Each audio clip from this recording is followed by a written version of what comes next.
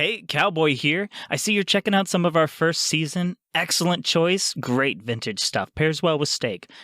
Just a few notes. In season 1, the name of the show was actually Head to Head, a video game podcast. But it's still the same show that you've come to love or will learn to love if this is your first time listening. So in either case, thanks for listening, and welcome to Game Corp. Head to Head, a video game podcast, is about 3 rad video game journalists set in the fictional offices of the evil conglomerate Game Corp. The show contains scenes of narrative elements, some mature content, and a whole lot of immature content. Enjoy the show. Oh, hey guys, sorry I'm late. I couldn't find a parking spot big enough for the incredible 2021 Honda Odyssey I won in episode 16. Oh, you big poor baby with your new car that you randomly won at trivia, while my only trophies have been a hammer, a pen, and a polo, and an intimate date with a robot named Fisto. So, yeah, boo-hoo to you. Thanks, Cowboy. I mean, wow, not everyone takes time to empathize with micro-frustrations. Wow, that's really big of you. I was being sarcastic. Who did it? They're dead. Oh, I tell you, dead. Which one of you pudding face desk jockeys did it, huh? Was it you, Wachowski? Was it you, Lemon Grabber? Was it you, Frank? Whoa! Tim? Seems like the boss is Was it pretty you, worked up Linda? about something today. Brian? Pete? Yeah, but isn't he always yelling? I mean, he's like a scary Billy Mays. Well, more scary. Rest in peace. No, man, listen, this sounds different. Linda, I know where you live. I will eat your baby. Oh, I will eat I so see it good. now. Get back here. No, get back here. No overtime for any. No, actually, overtime for everybody. Unpaid. Unpaid. Listen up, numbskulls. My Bugatti Dominator in the parking lot this morning. Someone hit it. Cough up the details and spare any feeble attempts to cover for your friends, because the first one to rat the other one out, oh, they get to keep their job. Oh, God. Whoa, boss. It couldn't have been me. I got here early, even before you did, boss. Well, it wasn't me. I got here too late, and I had to go park in the reserve parking garage, and that's like 2 miles away. Uh-huh. Yeah. How about you, Goldilocks? Huh? Oh, me? Well, I was Baby Bear, but my car's in the shop. Well, someone did it, and I will find out who it is. And when I do, they're gonna replace my hood ornament Oh, well, that's pretty reasonable. with their own mangled corpse. Ah. Oh my God. Oh, jeez. I feel bad for whoever hit the boss's car. I mean, they're done for, dude. Yeah, I hope they remember to fill out their emergency contacts for that one. You know, so HR can notify next of kin, I guess. Yeah. Hey, JB, since when is your car in the shop? No, just since this morning. I mean, it needs a lot of body work after I had just a minor incident. What minor incident, dude? Well, okay, so here's what happened. I just happened to be trying to park my luxurious, fully loaded 2021 Honda Odyssey with its all-leather seats and the sleek interior, the screen and the head. Enough. Sure. What happened? Okay, yeah, so I found this primo spot in the executive section. I mean, glorious. But some idiot double parked, so I did that thing where you just, we've all done it. You just gently push the other car over. You just hit it a couple times and just, drag it over into its own spot. And, I've accumulated enough parking oopsies, so I figured it was time to have them just buff it out. Parking oopsies? Yeah, parking oopsies. When you're kind of parking fast and you sort of rub or jostle the car next to yours. Yeah, just that. It's just the normal wear and tear that comes with everyday driving.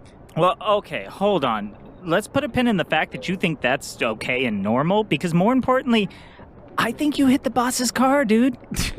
No, dude, no way. It's a total coincidence. The car I hit belonged to some Italian dude. But how do you know that? Because I found his hood ornament in my grill. It had his name on it. Look, see? Mr. Bugatti. What? Oh. Dude, no. That says Bugatti. Dude, you hit the boss's car. That's his hood ornament. What? Yeah, dude, that was the boss's car, man. You are so fucking boned. No, but I don't want to be a hood ornament, guys. What do we do? No, you. You need to get rid of that thing, like, now, before he sees it. Oh my god. But like how? What do I melt it down? Do I mail it to Zimbabwe? Do I disguise it as a lamp? Dude, what do I do? I don't know, dude. Just get rid of it. Okay. No. window again? I just fixed that. All right, problem solved. Out of sight, out of mind. Right out the window, huh? What? It's gone, and now no one's the wiser.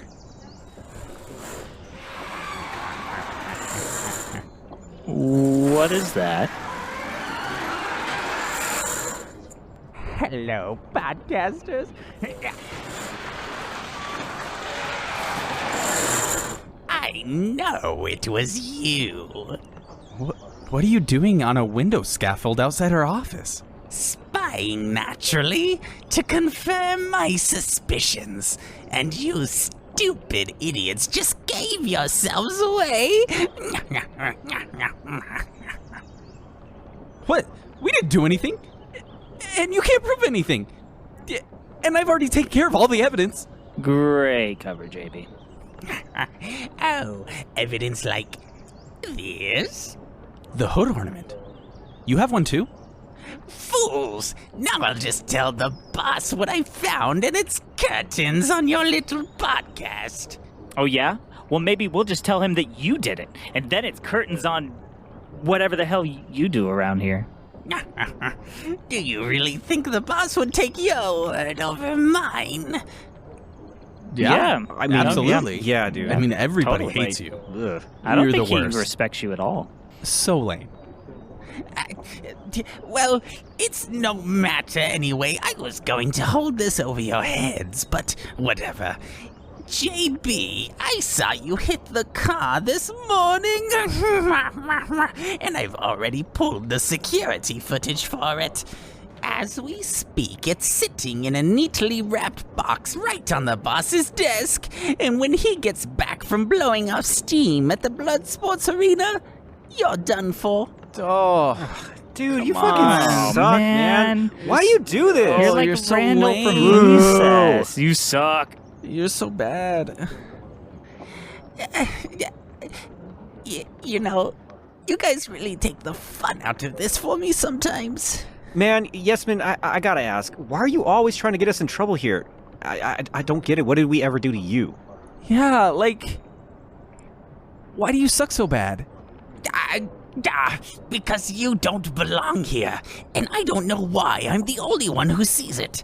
You're phonies, fakes. Hey, you're ow. not bad guys pretending to be good at all. I think you're good guys pretending to be bad. And I won't rest until I'm rid of each and every one of you, starting with JB.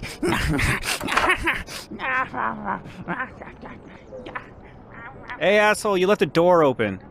I'm sorry. I was doing like a fade out. Come on, dude. We're recording. Little professionalism. Yeah, Dick? dude, you're so lame. I said I'm sorry. Guys, he's totally gonna expose me. What do we do? Isn't it obvious? We gotta break into the boss's office and get that tape before the end of the day. Oh, yeah. Dude, you boys thinking what I'm thinking? Spy stuff? Spy stuff. Fuck yeah!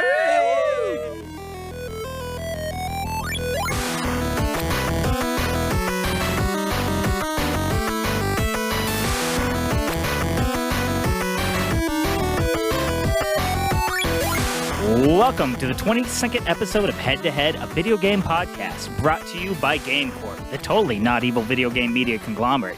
Upper management, in their infinite wisdom, has hand-chosen us, a couple of low-level employees with zero experience, to serve as your host for this head-to-head, no-holds-barred matchup between two games to see which will stand triumphant. I'm your host, Cowboy. I'm Jake. And I'm JB, aka James. Bond James. Nah, too topical. Bond? All right, in today's battle, we'll be facing off two contenders for the title of Vanguard of Console FPS with GoldenEye versus Perfect Dark. That's right. Oh, yeah. That's right. It's a retro episode. We're diving back to the legends. very beginning. The first console FPS, baby, versus what many say, because it's a fact, its predecessor. I'm super excited for this one, man. And it's the kickoff of our 3-part season finale. If you That's right. if you did not listen to our special announcement that's before this episode, what are you even doing here? Why are What you do you- here? Go back. Listen. Not only is it important, it's canon. It's mandatory. Mm-hmm. It's mandatory. Frank, listen, there's a little button with an arrow pointing at a line. I know you see it. I know it's on your phone or your web browser. Go ahead and just hit that real quick and listen to that episode. Can you do that for me? If you're hearing this right now, you're still listening, and I'm mad at you, Frank. Unless you just came back, which, welcome back. Thanks for listening to that. Yeah, thanks for doing that. I mean, we really appreciate you taking the time to hit that button, and then you liked it, and you downloaded it. Oh what? My God. And you left a review? What an Frank, absolute above champion. and beyond. Frank, Fucking champion over Galactic everybody. king of my universe. For sure. I mean, I didn't Beautiful. expect that. Thank you. Unless you didn't, in which case, fucking, you're Suck your we butt. got stuff to work on, buddy. We got stuff to work. Anyway, hey, so I've been sitting on this joke for like 3 weeks. Do you want to hear? Hell yeah. Do you want to hear a joke I made? Moldy jokes? I'll take it. Yeah. Okay. Okay. It's already Okay. fine. All right. Hold on. What do you call it when cowboy masturbates? What? I don't know, but I'm dying to hear it. Beef jerky? What?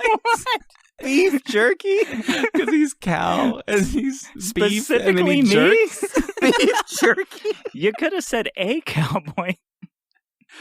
Uh, I feel That's funny. uncomfortable. How about some That's listener great. questions? I got some questions of my own, but sure, yeah, let's go ahead. 3 weeks you've been thinking about that? Is this where you want me to send down the drop pod? Actually, yeah, thanks, Anne. Anne? You didn't say please. Oh, please, I guess? Not pathetic enough. Really? Just kidding. Or not. Have fun contemplating mortality while you read your questions. Incoming pod drop from floor 22. Thanks, I love Anne. Anne. He's the best. Okay, let's pop this open. All right, this round of listener questions is brought to you by the ghost of the Mexican pizza. Never forget. Never. Never forgive. All right, this question comes from, oh, you know him, you love him, you listen to his song every single episode, buy his album. It's Metroid Ooh. Mike. Metroid Hey! Mike! And Metroid Mike asks, what do you think Solid Snake's favorite food is? I like that. That's topical, right? Because we're doing like a spy thing. Solid Snake's a Oh, spy. yeah. So yeah, what do you guys think Solid Snake's favorite food is? Okay, so I think Solid Snake probably has like a weird eating disorder. Really? Yeah, okay, and you'll have to forgive me because I always just lump all the snakes together. So Solid Snake is... Metal Gear Solid 1. No. He's 4. all of them. Naked and liquid. Not liquid, but I'm going to lump them all together. And I think Snake has an eating disorder. I think he will go back to society and participate, but he will still like sneak small critters on the side. Just like when he's out taking a stroll and he spots a squirrel and you can just see salivation begin. You're like, we're just 10 minutes from the restaurant, man. He's like, oh, it provides 10 HP. I gotta have it. And then Snake climbs a tree and just sort of eats a squirrel in front of you. Just like snaps the neck of a squirrel and chomps down on it. Mm-hmm. Yeah. Jesus. So you think he can't get away from the life, huh? Yeah, so he is so used to eating raw animals in the wild. And if you played the game, you know you didn't have to. You probably had enough rations and stuff, but you ate every tree frog you came across. And so meta-wise, that has also given him this eating disorder where he will eat nothing but wild animals that he sees, wild land critters, and maybe some small dogs. Is that an eating disorder or is that like just a preference? It's a disorder. It's a problem. It's a problem. It's an issue. I mean to say it's not okay. It's not fine. You know, I've always pictured Solid Snake as like one of those, you know, in those movies where or TV shows where there's like the jaded cop or the military man or the spy, and they're going out and they have this like access to these multi-million-dollar helicopters and tanks and rocket launchers and stuff. And then it shows them go back to their like crappy like 1-bedroom apartment with the fridge, and they open it up and they have like one like quart of milk and some like rotten vegetables, and they open up the milk and they sniff it and it's rotten, and they're like, damn it, and they throw it back in the fridge, and they grab some like cellophane wrapped meat that's been sitting there for like who knows how long. They sniff it and they're like, whatever, I don't care about myself anyway. And then they just shovel it into their mouth barehanded. Like, yeah, like they don't even worry about cutting it up or anything. And they're just like, yeah, I'll just eat it. And then they sit there with like a glass of whiskey or a beer, and they turn on the news on their old like 1960s era TV with their like area rug that's shaped like a bear. And they're just watching some random nonsense, and they're just waiting for the next mission. That's how I picture He's got Solid it. Snake. That's Nor. That's like you don't take care of yourself, so you like don't go shopping. It's just about depression. He's just His life is the mission. When he's not on mission, he doesn't know who he is. Yeah. He's lost. Yeah. He has no Whoa. purpose. How did you guys just make me feel bad for a fictional character? Holy shit. This poor dude. This poor I dude. know. Well, He's just waiting for the sequel, you know? When's the next Right. game coming out? I Yeah. need to know. mhm. Dude, Are I they- pictured like the same thing, except it was just beans. It wasn't raw ass meat out of this Beans, old what the nasty. fuck? It was just like he cracks open his 10th can of Boston baked beans. He grabs a plastic Oh. fork and just like sits in his fucking That's recliner fair. and eats it up. you just made That- me picture like Solid Snake with a kid's cuisine. Yes. Fucking penguin like there, and him just looking at the penguin. Yep. They didn't give me the brownie this time. I prefer the brownie sludge. He just throws it on the ground, and a rat runs up and starts eating it. Yeah, Hello, Ratty. I think we Solid. each got closer and closer to the right answer, and I think, Jake, you nailed it. Solid Snake with a review beans. show. Solid Snake reviews like foods you ain't supposed to eat. Wait, but then we go full circle. The rat comes up, starts eating the kid's cuisine. He looks at it, he grabs it, snaps his neck, and starts just eating the rat. Oh my Turns on his Jumping down. turns on his phone, begins to like offer a review. Tasty and full of nutrients. Provides good sustenance in the Vietnam forest. This poor guy. All right, Metroid Mike. Let's donate. All right. Can we start like a GoFundMe for Solid Snake? A He needs to canned eat. food drive for Solid Snake. Oh my! No, he needs vitamins. Stop eating rats. He needs some fresh meat to eat. The crazy thing is, he's probably richer than all of us. Like, Not even. Is he? he's got that government money. No, a man like him. Do you think the government actually pays them anything? Oh, yeah. They keep them flush with rations and laxatives to take care of the rations, and I mean that's it, right? They call him in, soldier fortune. No, Yeah, he's blows got his some money on the good money. beads. He's not sane. His mind is not unbroken. You know? I guess. Yeah. Those games are a fictional version of his reality. That's why they're so full of conspiracies and stuff. Oh, I it's truly just believe it. It's just the things he sees when he's out in the world. Mhm. Yeah, he's just a disgruntled Vietnam vet who's like seeing these things as he like wanders through the streets and comes up with ideas. Every time we talk about Solid Snake, his life gets worse and worse, I feel. Like, I really, Yeah. it's not the So. first time we've talked about Snake, and I think every time we talk about him, it's just like, man, the reality of Solid Snake is so sad. Yeah. I mean, think it's so, lonely yeah. at the top, man. It is lonely at the top. All right, Metroid Mike, there you have it. It's a rat-filled kid cuisine, and after that, fucking baked bean chaser. So, Beans, what the fuck? Stop. All right. This next question comes in from, oh my God, it's a celebrity question. What? Yeah, What? celebrity question. This one comes in from Jeff Bezos. What? That's what it says. No way. The Amazon. The Prime. Amazon The himself. Amazonian. Amazon Prime himself. Jeff Bezos. He's like Bezos Optimus Prime. I am Amazon Prime. You should do that. Come out on stage. Amazon Prime here. All right, so this one apparently, I mean, he's a longtime listener from what I heard. You Mm. know, I'm chatting up Rogan. Rogan's like, hey, Jeff, like he loves your show. But so Makes sense. Jeff Bezos asks, hey, peasants. All right. I was thinking of dropping a new Amazon gaming system, but first, Oh god. what are your thoughts of Stadia? All right. Yo, I have lots of thoughts of Yeah? Stadia. I think Stadia was such a great idea. And if anybody could have done it, it was Google.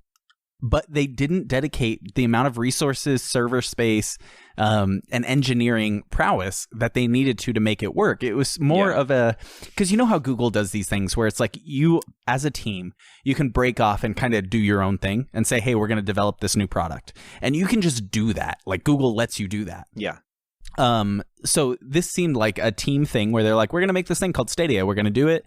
But they only had team resources. They didn't have department resources. And that was the problem. And I don't think enough people jumped on board because of the issues with funding and the server statuses and things like that, that it never really took off to the point it needed to. But it could have been absolutely incredible. Like, could you imagine? Like, we already pay for things like Game Pass and EA Play and all of these things. Imagine paying like $25 a month or $20 a month or even 15, because I think that's what it was originally, was like $15 a month. And you just turn on your TV, you grab a controller, and you play AAA games at 1080p 60 frames per second whenever you want. Like, that would be absolutely amazing. But there were some issues with like the funding and the servers, like I said, but also with the way that they handled licenses and stuff, because a lot of companies were like, no, we're not going to let you just give away our games for free. Like, you gotta fuck you, pay me sort of situation. So then you ran into situations where it was like you didn't have that many to choose from and what have you. But if they turn like, say, Steam mixed with Xbox Game Pass mixed with cloud gaming, like if you had something like that, that's what Stadia could have been. And I am really sad that it didn't get to that point. Well, I think it will, because that is, you can always see the obvious future. Like, I was a big supporter of GameFly. I thought GameFly was the coolest shit and the most sensible choice, because I only really play one game at a time. But GameFly gave me the option. They were like, here, any game you want, within reason. They had a lot of games, and the wait time wasn't that big. And they're like, whatever game you want to play this week, it's coming out, you play it, then when you're done with it, send it back. And I don't play 4 or 5 games at a time. That made so much sense. Then Game Pass came around, and that made so much sense. Why wait? Just get the big catalog. Why send you a disc? It doesn't make sense. And then Stadia is, why make you buy a game console? It doesn't make sense. Why not do the computing locally through servers, locally to them? So I think it's going to happen. It's just the most obvious thing. It's just, it failed in this way, kind of how like VR failed when it first came out, but eventually it'll get there. It's too self-evident not to. It's going to happen. Exactly. It is. They're gonna do another Stadia, whoever it is. It could be Bezos listening right now. I want 0.1% royalties on this, man. That's all I want. That's a lot of money. But it's 0.1%, man. So you take the Stadia situation, right? And you have the servers. I mean, you got AWS, you're good to go. And you create these servers, you allow people to jump on, you have your own Amazon games, right? Because you have the Amazon Game Studio now with like Lost World and whatever else. The New World, Whatever, I lost it. And then you have those games as part of the subscription, but then built in, you also get access to things like EA Play and Steam and whatever. So you can log into your virtual machine, you can log into your Steam account, and you can play whatever games. You can log into your EA Play account, you can play whatever games, on top of all the Amazon games that you get for the subscription. You can even have, if you have Amazon Prime, then you get extra games, like the more cutting edge ones. So you have the ability to do this. It makes perfect sense. I don't know why you're not. Come on. And Jake, you told me that Xbox Game Pass, or maybe just Xbox, has the ability to stream Game Pass games to your phone. Yeah, so this is already here, and it's even here for people who subscribe to like Ultimate, I believe. You get it, like Game Pass Ultimate. So anybody who does that out there and hasn't tried it yet, you can already. Like, I didn't have that greatest of phones, and I was able to play Gears 5 on my phone that way. So I've had hands-on experience with it, and I will say that it's gimmicky and cool, but where it is right now, it's not good enough. It's not there. Yeah. No, I played a lot of the Ace Combat 7 that we played, I played on my phone. Oh, no shit. Yeah, quite a bit of it, like half.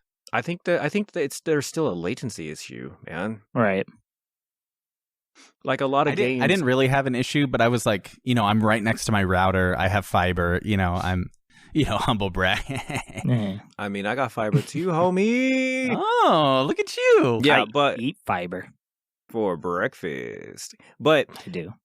I still think it's an infrastructure issue, man. Like Yeah. the country doesn't all have fiber, and a lot of the country doesn't even have a good enough latency to like enjoy the experience. If I'm playing any game and it's stuttery or glitchy or it's not very responsive, if it doesn't perform as good as it does at home on my computer or a console, I don't bother, man. I just saw it as a cool little gimmick, and I was like, yeah, maybe if they keep trying in 10 years, this will be cool. But today, it's in my Yeah. opinion. That's my opinion. Yeah, there's some work before it gets there, but so right now it is not there. I did if you play slower games that don't require fast input, yeah, it's great. You could hop on your phone right now and play major Xbox games that don't require like reflexes. So it's already here, but I think for what people really want it for, which is like high caliber gaming, Yeah. not there yet. No, not in its present state. No, But a But- cool proof of concept. it's an amazing proof of concept, and if it's developed, I mean, the proof's right there, right? Like, Amazon was already. Not Amazon. Stadia's Google. Google was already trying to jump on it. Microsoft is developing it. Sony even has. You can do it. Yeah, I think you can also try it at least with PS Now, right? I think, but it's out there and they're trying. So maybe someday, or it's gonna go the way of Connect. Who knows? Well, and then there's also the Steam one that's coming out or came out What? just recently. What you talking about? The Steam handheld. Steam Deck? Yeah, the Steam Deck. Nah, Steam Deck you download locally. I Oh, guess. do you? Well, you can I thought play. You can play it from your computer, but that's like inside your house kind of stuff, isn't it? I don't Does know. that matter? I've heard it's amazing. Like I heard that Gaben said you can play Dota 2 and it's absolutely fine. So I'm just imagining like sitting there waiting for my car to be fixed and, I'm playing Dota 2. Oh, well, yeah, like the Steam Deck itself is going to be a handheld PC, basically. So, like, if it's installed locally, it's local. Like, and then you just need an internet connection. But are you streaming from your PC to your to the Steam Deck? I don't know. I don't know. That's what I thought, Yeah. but I'm not sure. At this time, like at this point of our recording, there's 1,000 different videos about Steam Deck and all sorts of shit. So if you guys haven't looked it up yet, do it because it's really neat. Also- I just hope that they continue to support it because Valve likes to drop support for things. I'm rooting for success. Let's say that, but I'm not going to be a first adopter. Yeah, I don't think I would be either. I do want to ask a question, and not to be a shill, and also this question might be good for you, Jeff, if you want to pay attention here. Did you guys also think that Xbox Game Pass was going to be bullshit, and then it ended up being like this badass thing that surprised you? Yep. Because I don't know. that's how I disregarded it for the first couple months. I'm like, what is this? What is this? Get this out of here. No, you're not getting my money. Go away. And then it was like free trial. You could try these games. I'm like, all right, I'll take your free games. And then I got it. And I'm like, oh my God, this is Gamefly, but better. And Microsoft is like that money-hungry monopoly company. That's what my 90s brain remembers. But then it's this beacon of hope. Like, here is more games than you could ever want for what I see as a very reasonable price. It is. Yeah, I agree. And I was kind of blown away. I'm like, really, Microsoft? I've always known you as money hungry. They're like, no. And they gave it to me like for 1.5 years for free. They were like, here, just have it for a year. And I was hooked. What really got me was it wasn't like a bunch of like, they have like on Steam where you can get free games and stuff like that. Yeah. And it wasn't that caliber. It was more like you get real bangers of games. Bangers. Yeah, it wasn't Okay. a bunch of True. shovelware. Yeah. Yeah, you get real like modern day games that you want to play. And then when they combined with EA Play and they added all of that, it's like, oh my God, like you're an idiot if you don't have this. Yeah, I don't want to be a shill, but if I'm going to give good advice to people, it's pretty dang good. It's a good service. It really is. Yeah, So- it really is. Yeah, a personal endorsement. Otherwise hate Microsoft. Don't pay for Excel, but do that. Buy that. Jesus. Nobody should pay for Word, Excel, or Windows below. No Windows. I agree. Get OpenOffice or Google. Just use Google Docs. Use Google Docs all day. Yeah. All right, Mr. Bezos. Develop the tech. It's not here right now, but it could be. And what? Props to Game Pass, baby. Because we all use it. All right. So we're getting through this because, we got some bangers coming up. So that's the end of listener questions. But hey, before that, I have trivia. Yes, I have trivia. Of course, I got some trivia for you, baby. winning. Let's do it. Come on. All right. You Get ready, your buzzers. JB? Well, you're not going to win this time. I've been studying. I'm taking beep boop. I'm taking wham. What the fuck is that? That wasn't. I love it. All right, hands on your buzzers. So this round of trivia questions is identify the video game baddie. Yeah, Ooh. that's right. We're testing Ooh. your knowledge on video game bad guys. And don't think Nice. bosses. Don't think bosses. Think baddies, baby. Okay. Baddies. Okay. Like she a baddie. Like she a baddie, like Insta baddies, baby. Okay. It's okay, basically okay. which characters do best on Instagram. All right. So, just kidding. All right. Question number 1. Hands on your buzzers. Got it. Originating from the planet SR388, they first became known to the universe at large when space pirates stole a batch of specimens from a Galactic Federation research vessel and attempted to exploit them as bioweapons. Oh, jeez. Wham. Yay, bee. What are the Zerg? Oh, no, incorrect. There's a bunch of big hints in it, though. Oh, beep boop. Yep. Was that it? Yeah, I think that was it.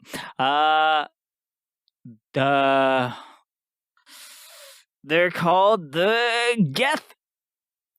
No, incorrect. What I'm looking for is Metroid. We're talking about the Metroids. The jellyfish monsters. Come on. All right. All You right. said BioWare. No, I you said said bioweapon. bioweapon. Weapon. God, BioWare. you were like, there were big hints, and he said, What? he Big said Daddy. BioWare. I'm so stupid. Yeah, you idiot. How'd you All get right. that one wrong?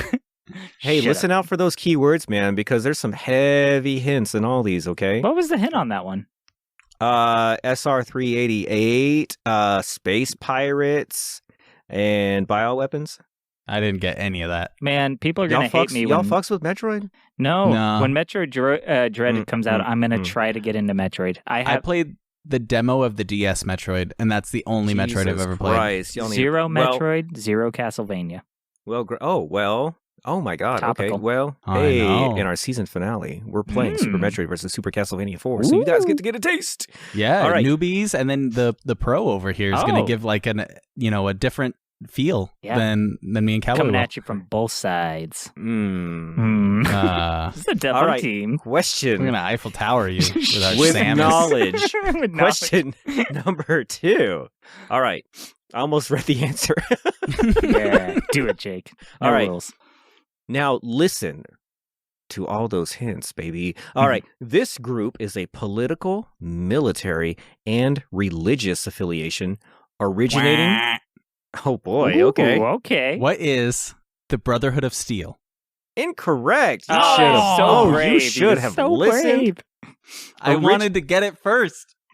This group is a political. Okay, in that first sentence, that's great. But all right. This group is a political, military, and religious affiliation originating from the Orion arm of the Milky Way.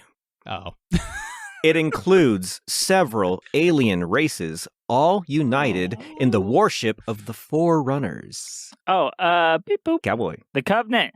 Yay! Ding, ding, ding, ding! 1 point, Yeah. Cowboy. I was so scared. If I would have waited 1 second, I would have gotten it. Yeah. But All that right, quick let's see if draw, you can dude, get you this took one. A risk. All right. Hats off. You got to risk it to get the biscuit. Question number 3. This series' favorite battles by advancing towards the player party, and when close, uses their signature chef's knife attack, which either does. JB. Oh, It's the Final Fantasy guy with the lamp. Yeah, the what's light. it called? What's it called? oh, Oh my god. Oh my God, what's Is... His name called? is. Hold on. No, Don't no look cheating. it up. Are Don't you looking it up right no, now? no, I'm not looking it up. I'm not looking it up. His name is. Okay, so he's even in the Final Fantasy 14 MMO. He's in every game, man. He's oh man, he's the light. I know you're picturing him, but I need a name. Oh, but I know him. He's my best friend. His name is. I don't know. No. I have to pass. I don't know. You got it, Cowboy? It's Toonsy. Oh my God. Oh my god, you're close though, right? Yeah, It's kind of. Tonberry. Nah. Is it?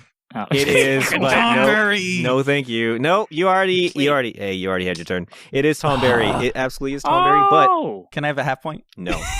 Come on, I knew. 1/2 point to JB. All right. Question Yay. number 4. It's 1/2 to 1. This this wall crawling, brain out baddie loves to impress with its lack of skin and impressive French kissing skills. Wah? Mm. Wah? Yeah, JB. Is that Venom? No, incorrect. He has a big tongue. Brain out, wall crawling, French. Lack of skin, French kissing skills. Is it beep boop? Is it Dr. Robotnik? No, Yeah. I don't know. Absolutely. Is it Super Meat Boy? Absolutely it is. Who No, is it's it? the liquor from Resident Evil. Oh, that's so Wait, what's that? obvious. I've never heard of that. Oh, That's the wait, thing, you I don't didn't know like exists. scary games. I don't. Oh, I had the advantage on the spooky dookie. All right. I have played like 10 minutes of the first Resident Evil, just enough to go into that room with the zombie stands up, and then I turned off the game. His brain is out? Yeah, man, you can see a licker's brain. Yeah. Okay, so question number 5. All right. Okay. Still Remnants of the Master's army, these green-skinned baddies love giving the people of post-apocalyptic America a run for their money. Oh, bwah. JB. What are super mutants? Oh my God! Ding, ding, ding, ding, ding! Oh! Come on! It is 1.5 to 1.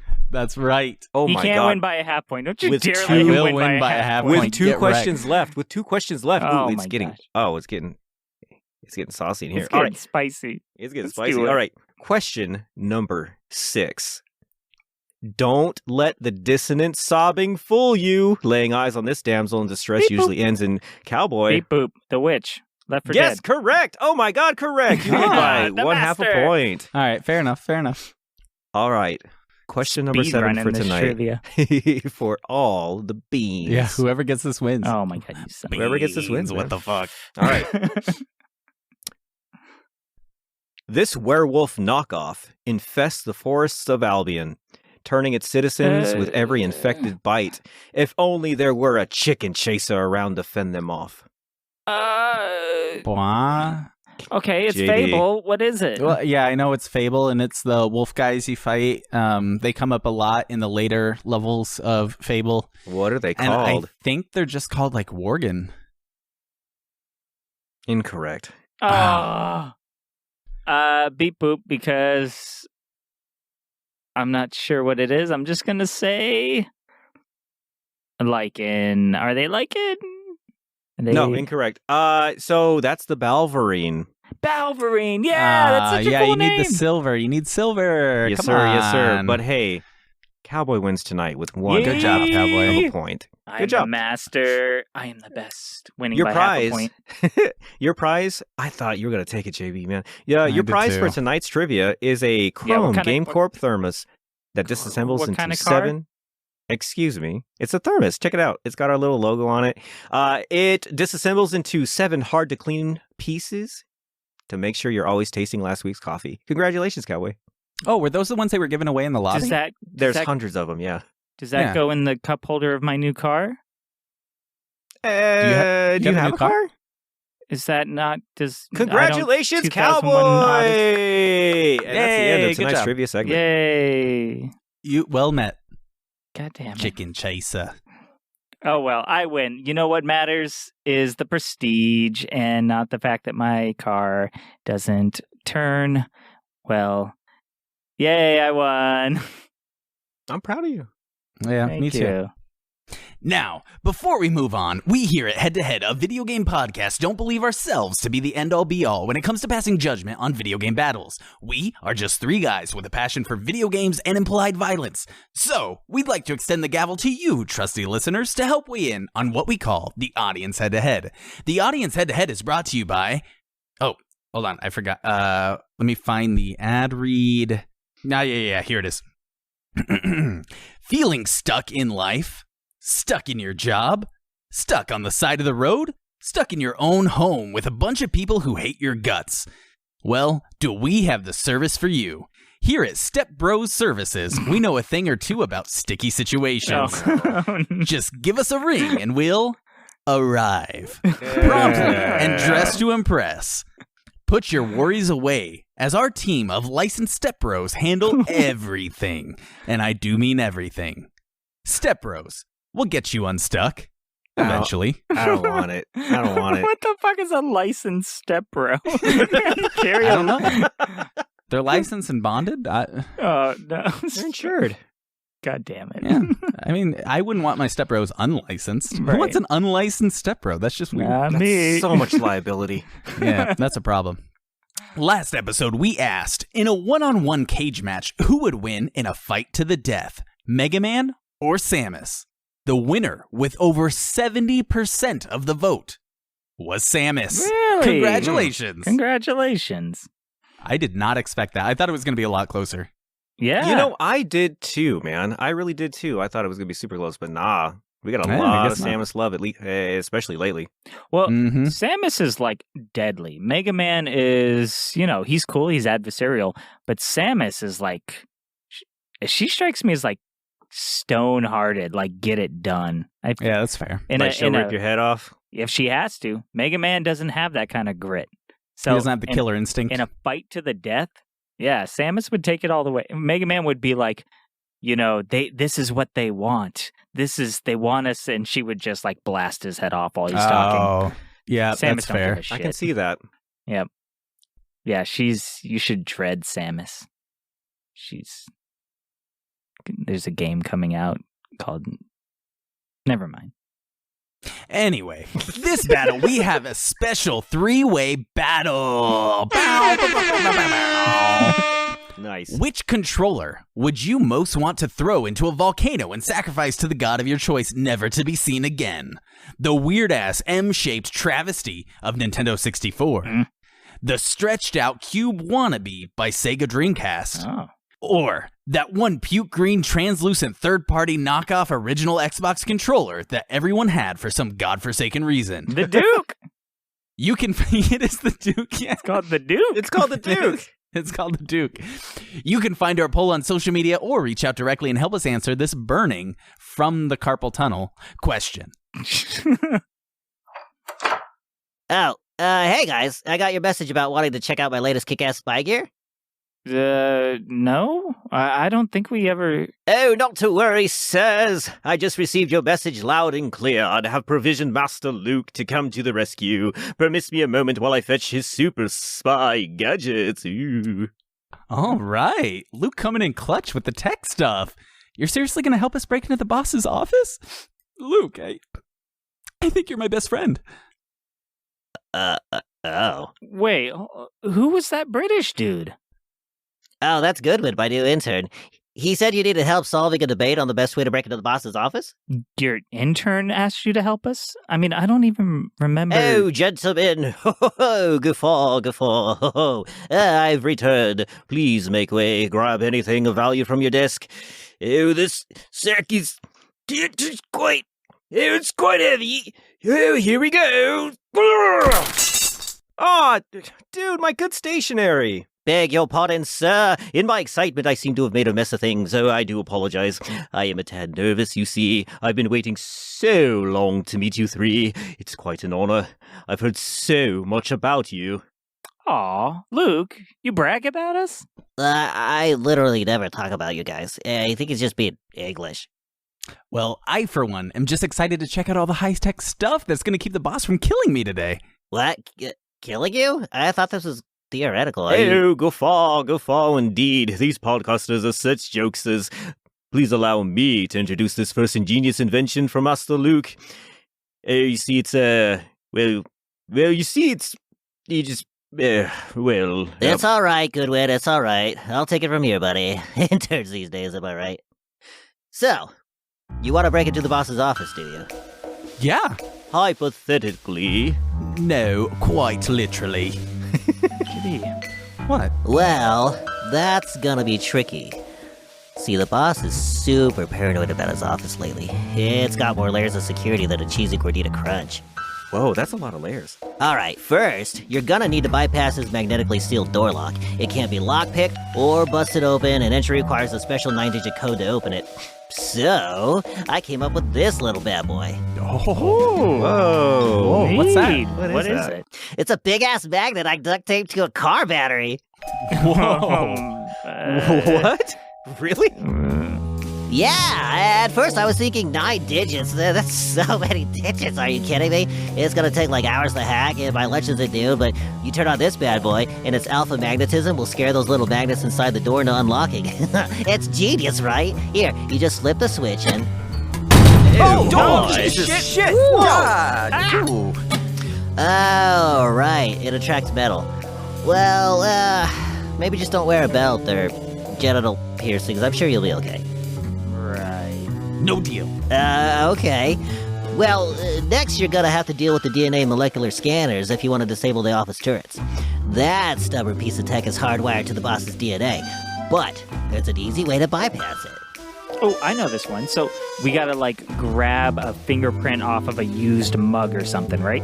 Yeah, or like dress up as a Swedish barber so we can steal his hair. No. Too invasive and unsanitary. I ordered some of this nifty biogel from Sinclair Hairworks. Just rub some of that gel on your fingertips and your DNA will be so scrambled it's sure to short-circuit the lock or something. What? Dude, no. Ew. That's not, Aw, I man. don't think that's... I mean, all right, I guess. Oh, come on. It's safe. Here, stick out your finger, Goodwin. Oh, sir, I don't see how that would help with things. Oh.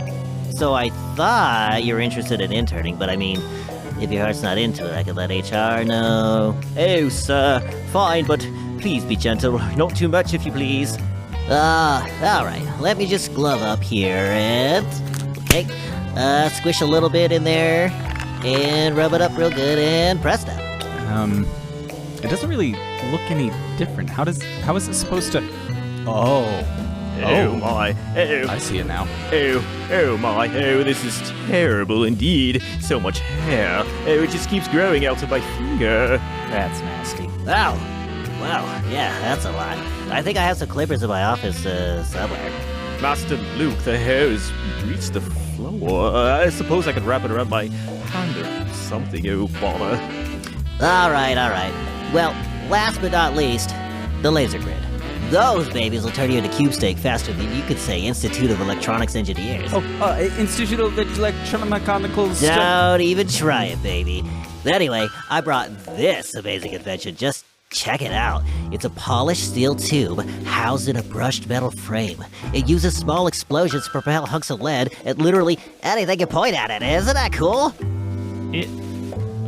Luke, did you just bring a gun in here again? Dude, how's a gun supposed to help with lasers? I mean, you just shoot the little holes the lasers come out of. That's gotta work, right? Yeah, I think. Hey, Luke, can I have that? I think the boss is gonna kill me later, so... No, absolutely not. No. Hey, Luke, so we've seen you come up with like crazy stuff. Like you actually created working robots a few episodes ago. Why did you decide to bring these? Oh, all that boring work stuff? No, you don't understand. For my work, bros, I'm not gonna bring that boring 9-to-5 tech. I brought only the finest, handcrafted custom gadgets for you guys. Oh, well, how long did you work on these? I mean, like, 10 minutes or so. Oh. Well, thanks, man. I guess just leave him here. Yeah, no, we will definitely use these to break into the boss's office. We sure will. You know, why don't you just hand me that gun over there, and I think we're going to be just fine. No. Well, all right, guys. Good luck. Don't get killed by lasers. Come on, Goodwin. Let's get back to organizing the server room. Right away, Master Luke. Oh, and do mind the finger hair. Oh, and podcasters, I cannot stress enough how long I've waited to meet you. And as a token of my thanks, a gift. Oh, dibs. Oh, a fancy watch? Neat. How'd you know my birthday was only 4 weeks away? Yes, well, there you are. And since I knew we'd only have the briefest contact, I've prepared a letter for the occasion. I do trust you'll find the contents most agreeable. Oh, nice. How much money did you put in it? No money. Just do make sure to read it quickly, and don't worry about throwing it away. It should take care of itself. Well, I don't know what your traditions are, but here in America, we give money with birthday cards. You know, I will accept a gift card to the Sizzler, though. Sir, it's not a birthday card. It's a letter. Oh, yeah. Well, thanks. I'll read it later. I do think you should open that letter sooner rather than later. Sure, soon. Yeah, I'll get to it. It'll just, you know, when I do think you should open it. Sure. Now, Just maybe. open it, just JB. I'll open it. I mean, I'm just not just in a open letter the letter. reading. Just Sure. just It's right here. It'll open it now, please. Yeah, I'll open it later. It's fine. Hey, Goodwin, you coming? Oh, I must go. Until we meet again, podcasters. Bye. I think he likes you, JB. I mean, who doesn't? Me. No, anyways. Well, while we take a break for a nice cup of tea, I guess, let's go ahead and get a word from our sponsor. But when we come back, get ready for a showdown.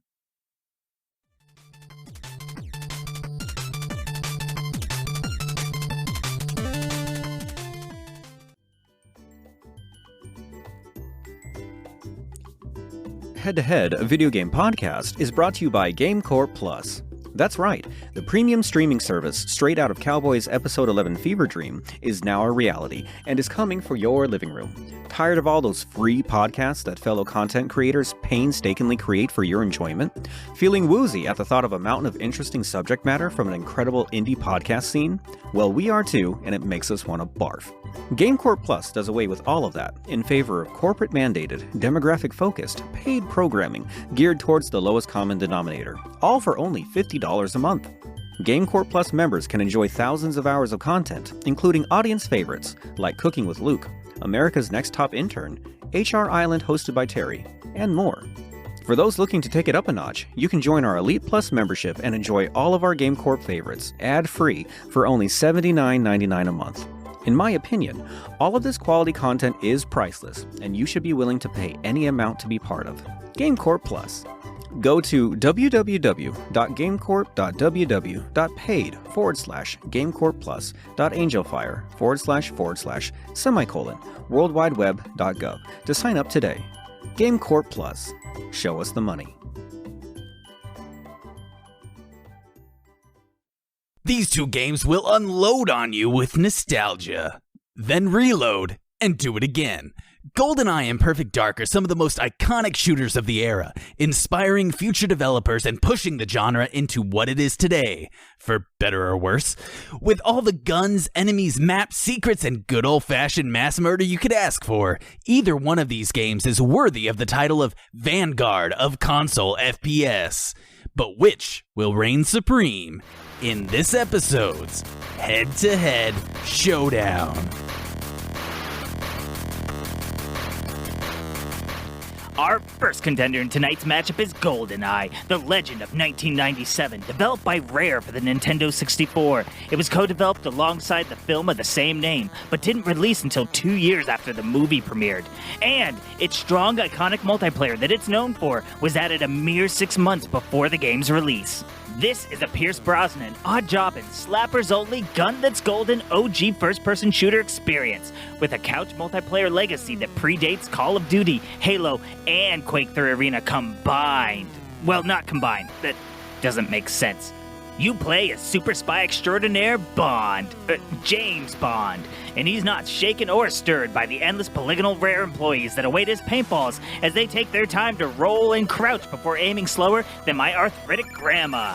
The single-player mode, following closely to the plot of the feature film, has a wide array of optional difficulties and complexities across its varied missions and levels. Good for taking it easy on 009s like JB, while still challenging us 003s like me. Haha. With a well-designed AI that lets you crouch walk your way through all the secret facilities and Russian bunkers like a silent phantom. Or you could man up and grab your stiff peepee, 7, and just clobber your way from room to room like your name is Cougar Magnum Dog. Also, there's a tank. Need I say more? Yes, because we have a whole discussion coming up about this. Duh. I mean, come on.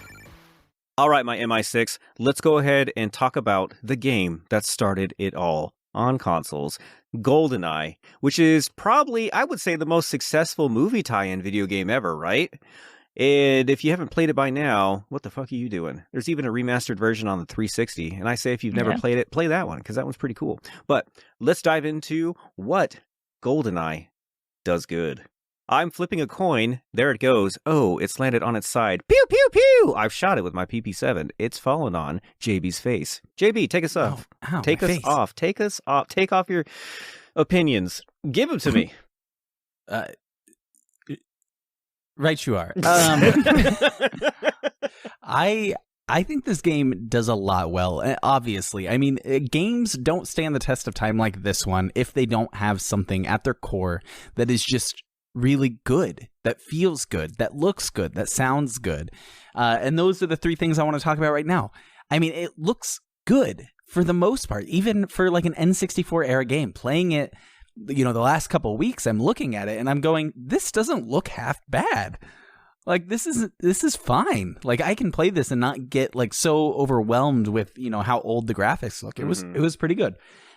It felt, well, I'll save some of the feeling for what's bad, but it felt pretty good with the different weapons you get, and like the watch laser's so much fun, and it was a good game as far as the feel going through the levels and all that kind of stuff. And the sound, I think that's its saving grace. The music in this game is so iconic that as soon as I loaded it up, I was like, oh yeah, I'm James Bond. You know what I mean? Like, it was just it's so good. It's so good. Actually, I do know what you mean. And I would say, like, on the topic of the music, like, in that first level, the dam level, like, everyone knows that level. The fucking dam level. The damn level. I think that has the most rockin' song in the entire game, right? Like, they did that on purpose to really, like, jazz you up. Like, hey, you've never experienced this before, have you, Mr. Nintendo user? This is the first time you've ever experienced it? Let's fucking jam. And it was that cool rockin' version of the James Bond theme song as you just murdered people. Like, they really did design this game to be fun. And it did feel good to play it. Cowboy, how about you? I think, okay, I am not somebody who deconstructs old games and looks at them through whatever glasses you want to look at them. This game, the best thing it does is 20 years ago embed itself in N64 fanboys' memories. I think that is one of the greatest things it does, because I have bad memory. I am terrible at recalling things and like feeling experiences, nostalgia, what everybody feels. They don't do nostalgia logically. They feel nostalgia. This game did that for me. So, like, when I loaded it up and you load up that first dossier with the 4 profiles, the little passports, I guess you could say. Yeah. And the music hit just right. And I was transported to a room that I can barely recall, but I do remember a room that I must have been in when I originally played the game. And so I want to say its legacy is the best thing this game does. Back when GoldenEye was a huge Bond movie and that came out, and back when we all played it for the multiplayer and we all have such fond memories, I'm not going to say it's anything tangible in the game. I'm going to say it's our memories of the game is the best thing this thing does. And I think it gives it like strong contention for this title. And I do want to touch on it because I think our fan base would kill us if we didn't at least talk about it, like the history of this game, right? So there's a lot of things going for this game.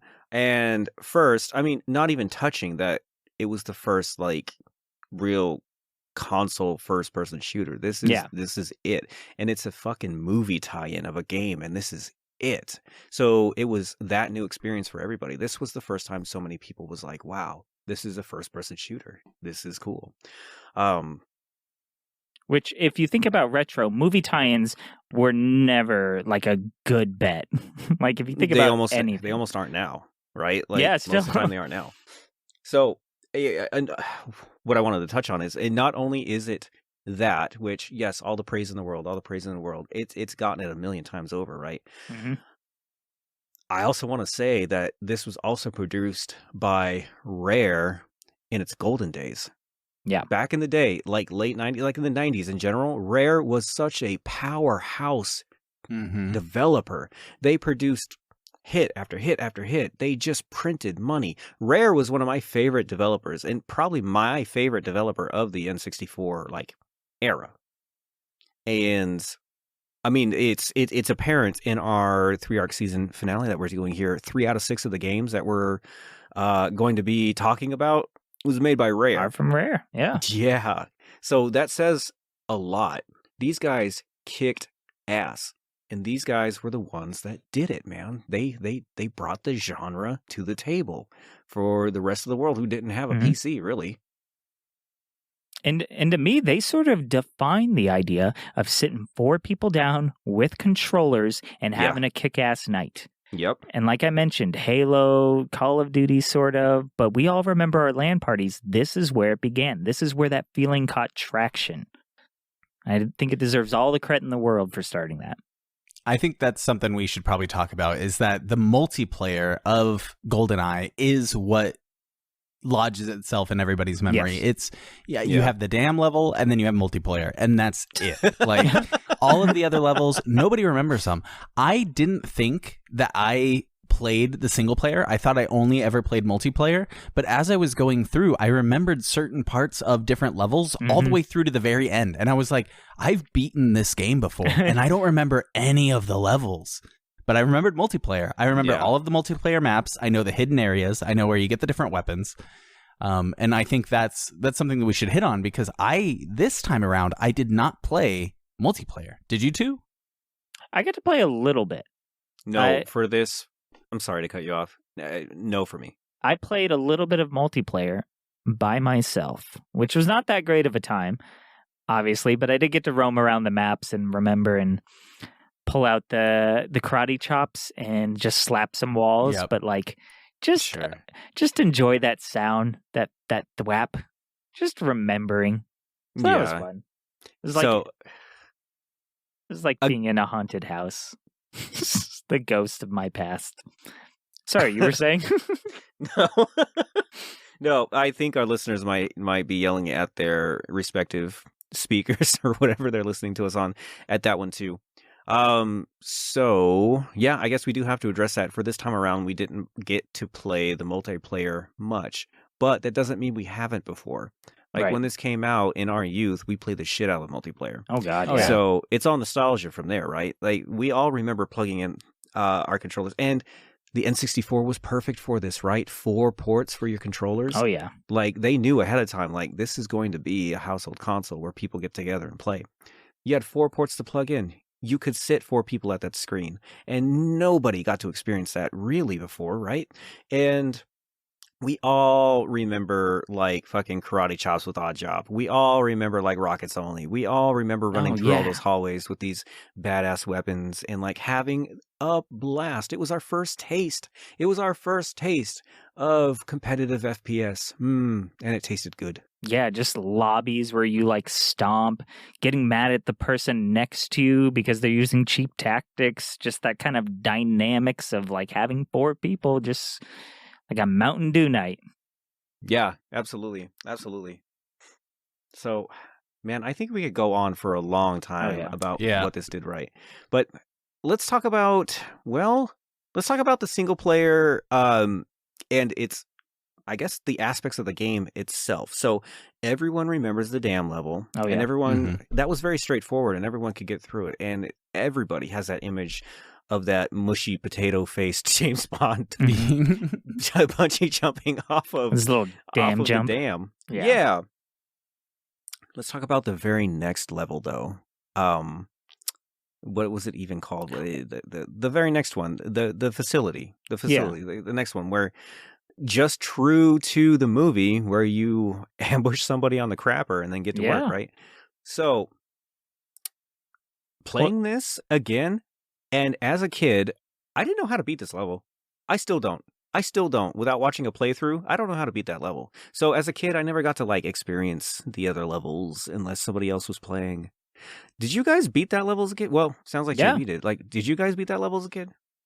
Yeah, I mean, well, and I don't play on hard by any means, and especially back then, I played on easy, so you only really had maybe like the 3 objectives, so I got through it just fine.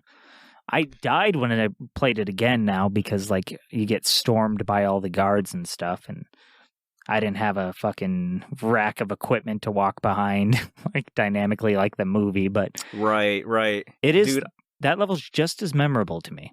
Yeah, it is for me too. It's the level that I couldn't pass though. Yeah.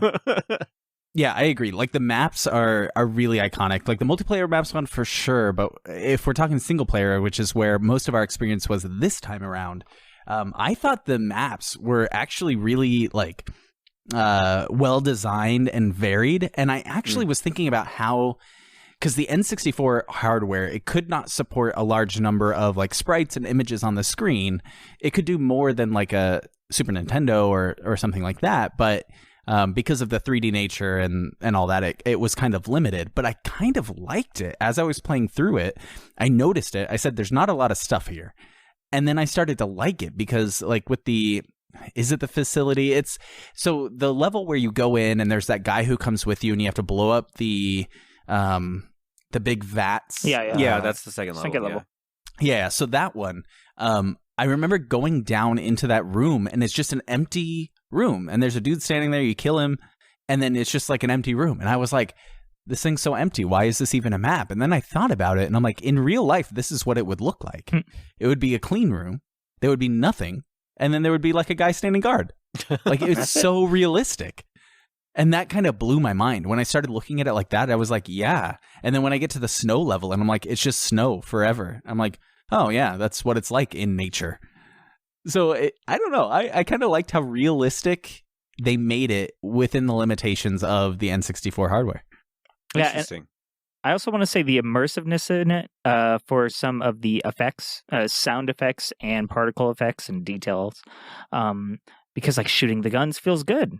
Nowadays obviously better, but think about back then, there was some I remember having really cool visceral reaction to the noises of just the automatic spray of the, whatever machine guns and stuff and the snipers and everything. And the effects that come out of it, like the smoking guns, the bullet holes, the shattered glass. Back in that day, that stuff was really cool. And I think we didn't know how much technical work that made, but I think they did really well on that stuff. I mean, all that was revolutionary back then. Mm-hmm. Yeah. As a 10-year-old, it just went right over your head. Yeah, the game mechanics. Like, I was looking at all the different game mechanics that they had that we take for granted nowadays. Mm-hmm. And not only do we take it for granted, but if it's missing, we hate the game.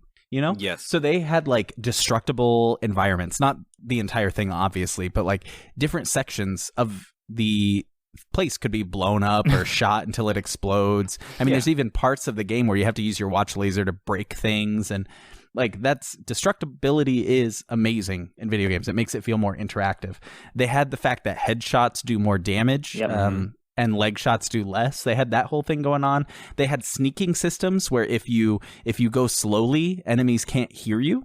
And as long as they don't see you, they don't... I mean, this isn't something that we really thought about until like Metal Gear Solid was my first foray into like sneaking mechanics. Yeah. And they just had it built in without even saying anything. They had sniping with adjustable range scopes. They had like... I mean, oh my gosh, they had all that stuff. It was just... so many things that you would never expect from an N64 title. Right. Yeah. That didn't exist before that. We don't realize that was like the first place it happened. Mm-hmm. They had moving clouds, dude. The clouds above your head moved. Why? Why would they spend the time doing that? That's amazing. The attention to detail is just chef's kiss. Could be destructible environments. I mean, everybody probably knows this. Why does everything explode?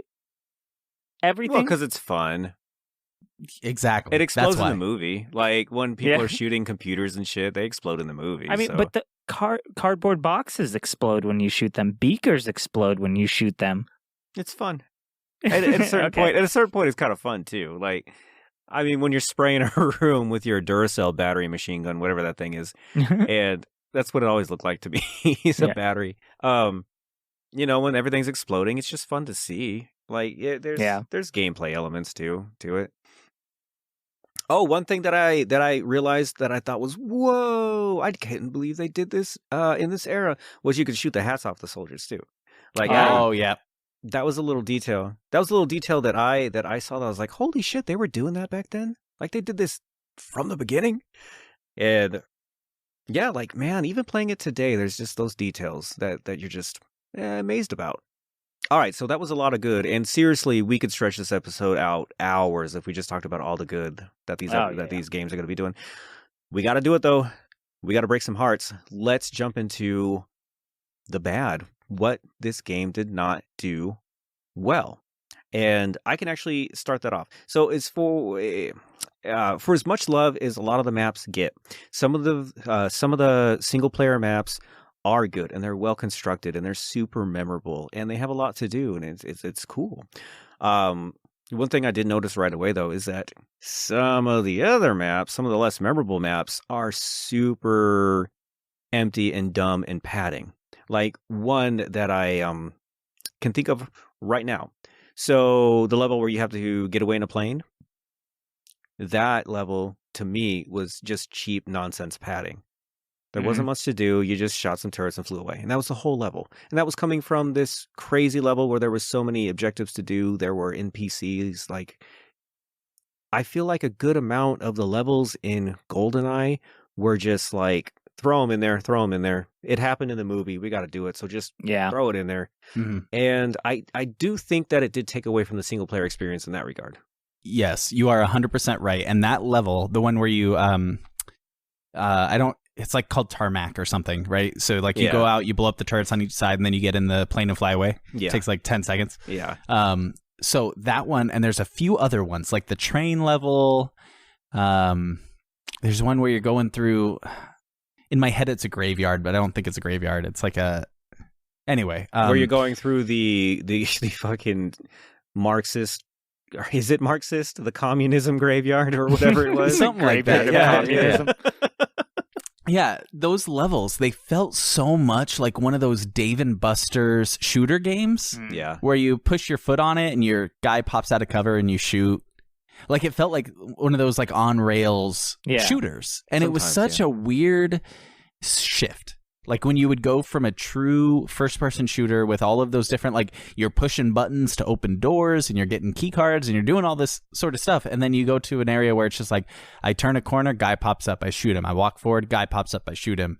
I go over here, guys pop up in different areas, I shoot them. Yeah. And you just walk forward and go through it and you win. And I don't mind those games, but it felt like such a genre shift in the middle of an existing game. Mm-hmm. It's almost like they had two different development pathways. One was that sort of Dave and Buster shooter, and one was a true FPS. And I don't know what's going on there.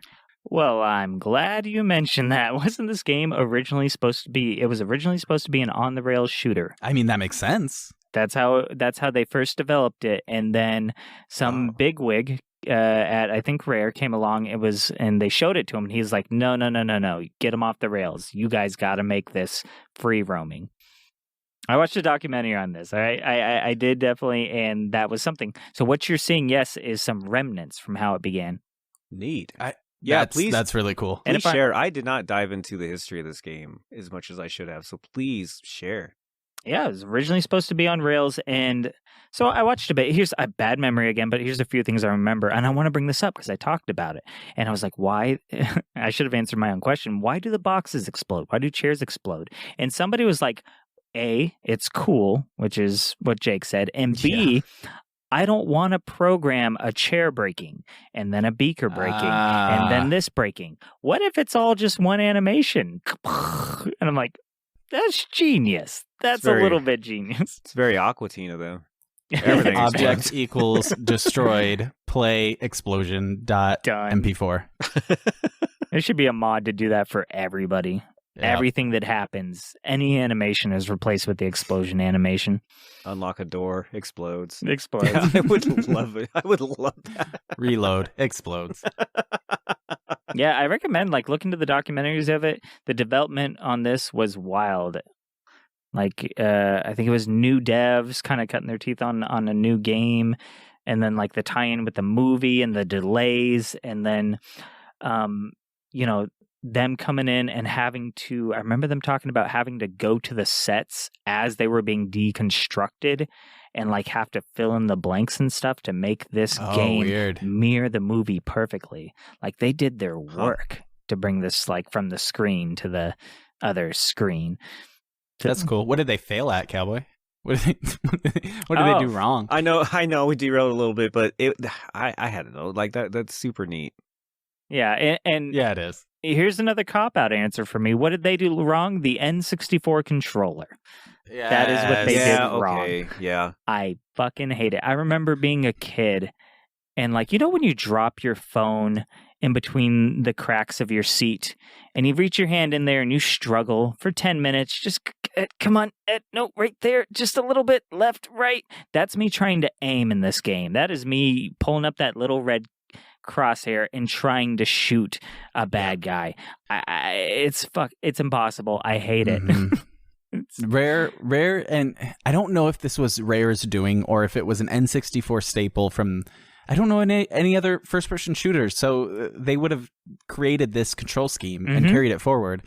Is they had move forward and back and turn left and right on one stick. Right. Yeah. Then they had look up and down and strafe left and right on another stick. It's not a stick, but it was the C buttons. The C buttons. The C buttons. Yeah. And it's how are you going to have strafe and look and then turn and move? It's you have two different. Just put them together, man. Do move forward, back, strafe left and right, and then have your right C buttons be looking up and down, left and right. It's so easy. Why didn't you do it? It's so unintuitive. It really is. So unintuitive. Who greenlit that? Who was yeah, that makes sense. Well, and you can switch it, can't you? You can go in and one of the options is to switch that. It doesn't switch it up perfectly. It doesn't turn it into modern day controls, but I know you can. I know I made it better. I just can't remember which one I picked. They did do. They had control schemes in GoldenEye. One of them you could use two controllers. Oh yeah, I saw that. I don't know how that works, but I know you can, and I was that's intriguing. Cool.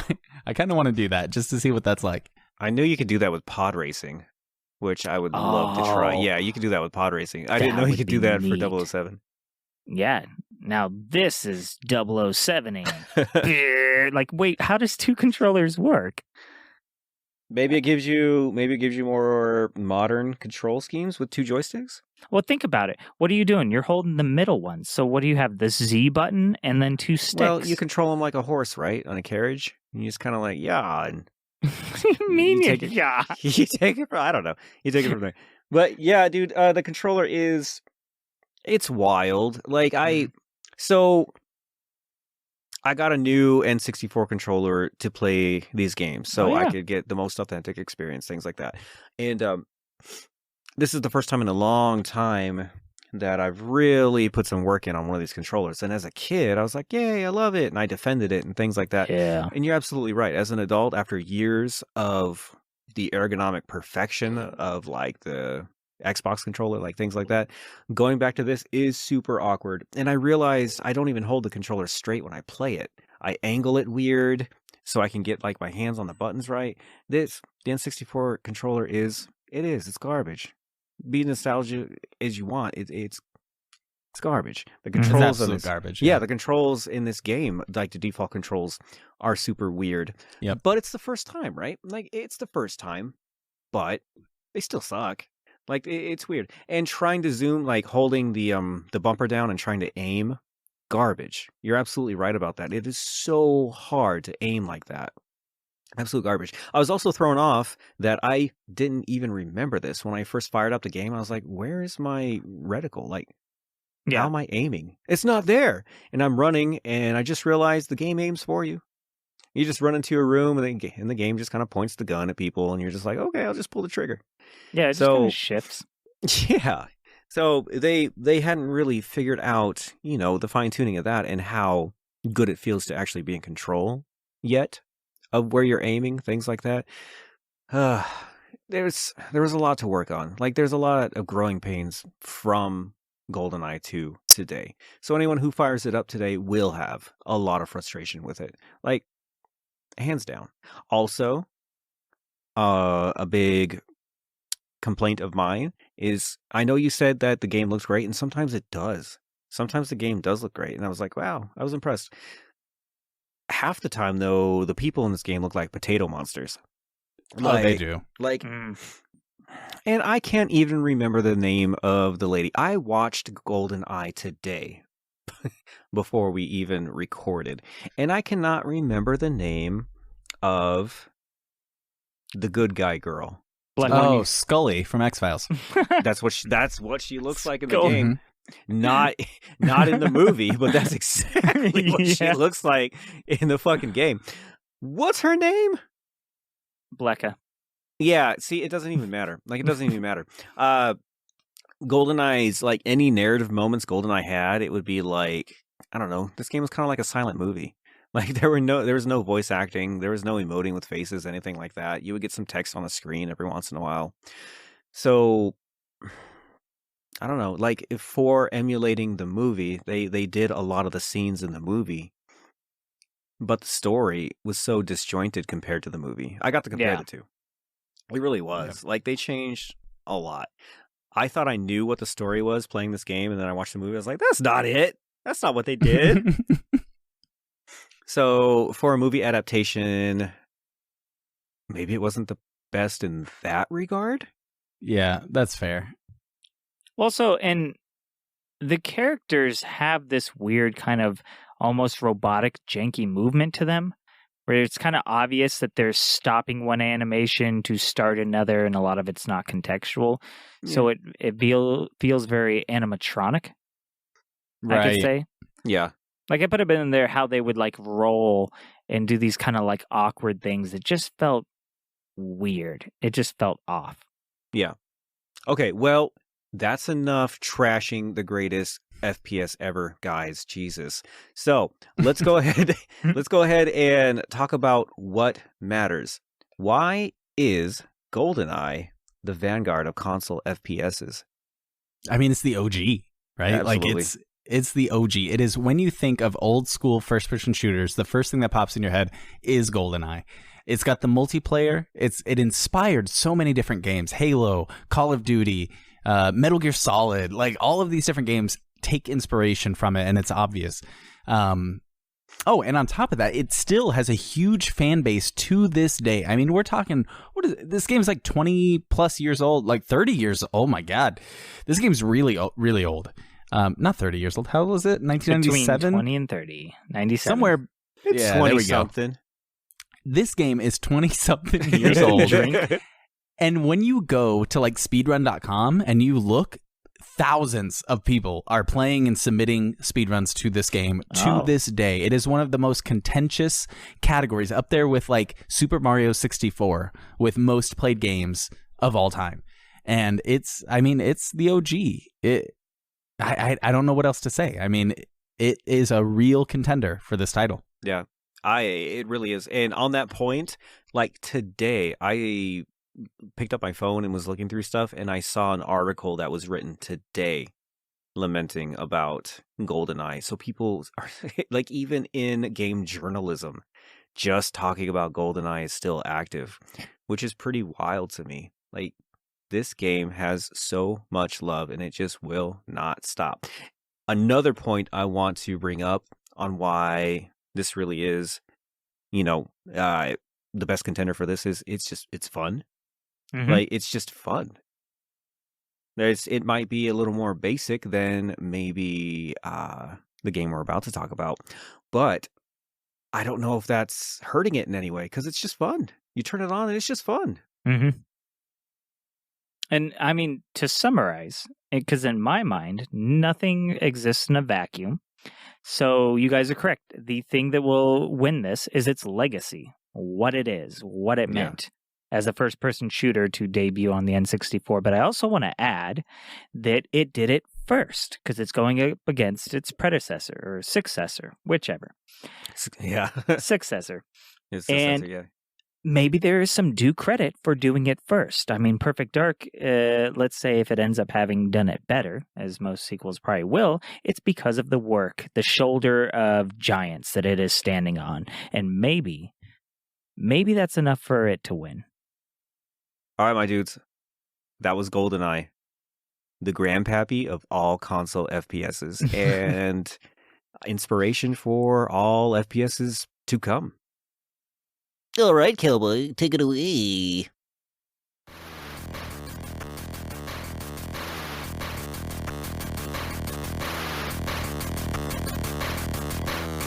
Our second contender in tonight's matchup is Perfect Dark. Released in May of 2000 for the N64, once again by the OGs of early 3D, Rare. Perfect Dark is the spiritual successor to GoldenEye after Rare lost the official rights to the James Bond franchise after Electronic Arts outbid them so that they could make Tomorrow Never Dies, the massive disappointment of a game. A villain move truly worthy of this spy classic.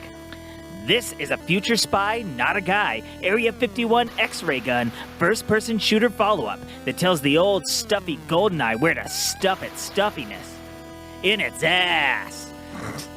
Way more creative than I am, it features a wild storyline with ancient aliens, oppressive mega corporations, and a snarky floating AI with a PhD. In this game, you'll be... well, mostly playing the multiplayer, honestly, because it's got AI bots this time around, and not to mention wicked cool weapons and kick-ass maps, and best of all, no odd job. But if you and your friends are diehards for story, then fear not, as it features both a co-op and a counter-op mode for that main story mission, where you can choose to help or harm your seed site companions. Also, back again and better than ever is the optional difficulty with objectives that scale as you choose from simple lowly agent, like JB, all the way up to perfect agent, like myself. But there is no option for turning off the British accent. Sorry, governor. All right, my conspiracy theorists, let's talk about Perfect Dark, the successor to GoldenEye, also made by Rare. Now, before we talk about what's good, what's bad, and what matters about this game, I need to set the stage. For people who haven't played Perfect Dark, let's learn just how fucking wild this game is. Mm-hmm. I'm just reading the first part of the plot, so I didn't make any of this up, so here it comes.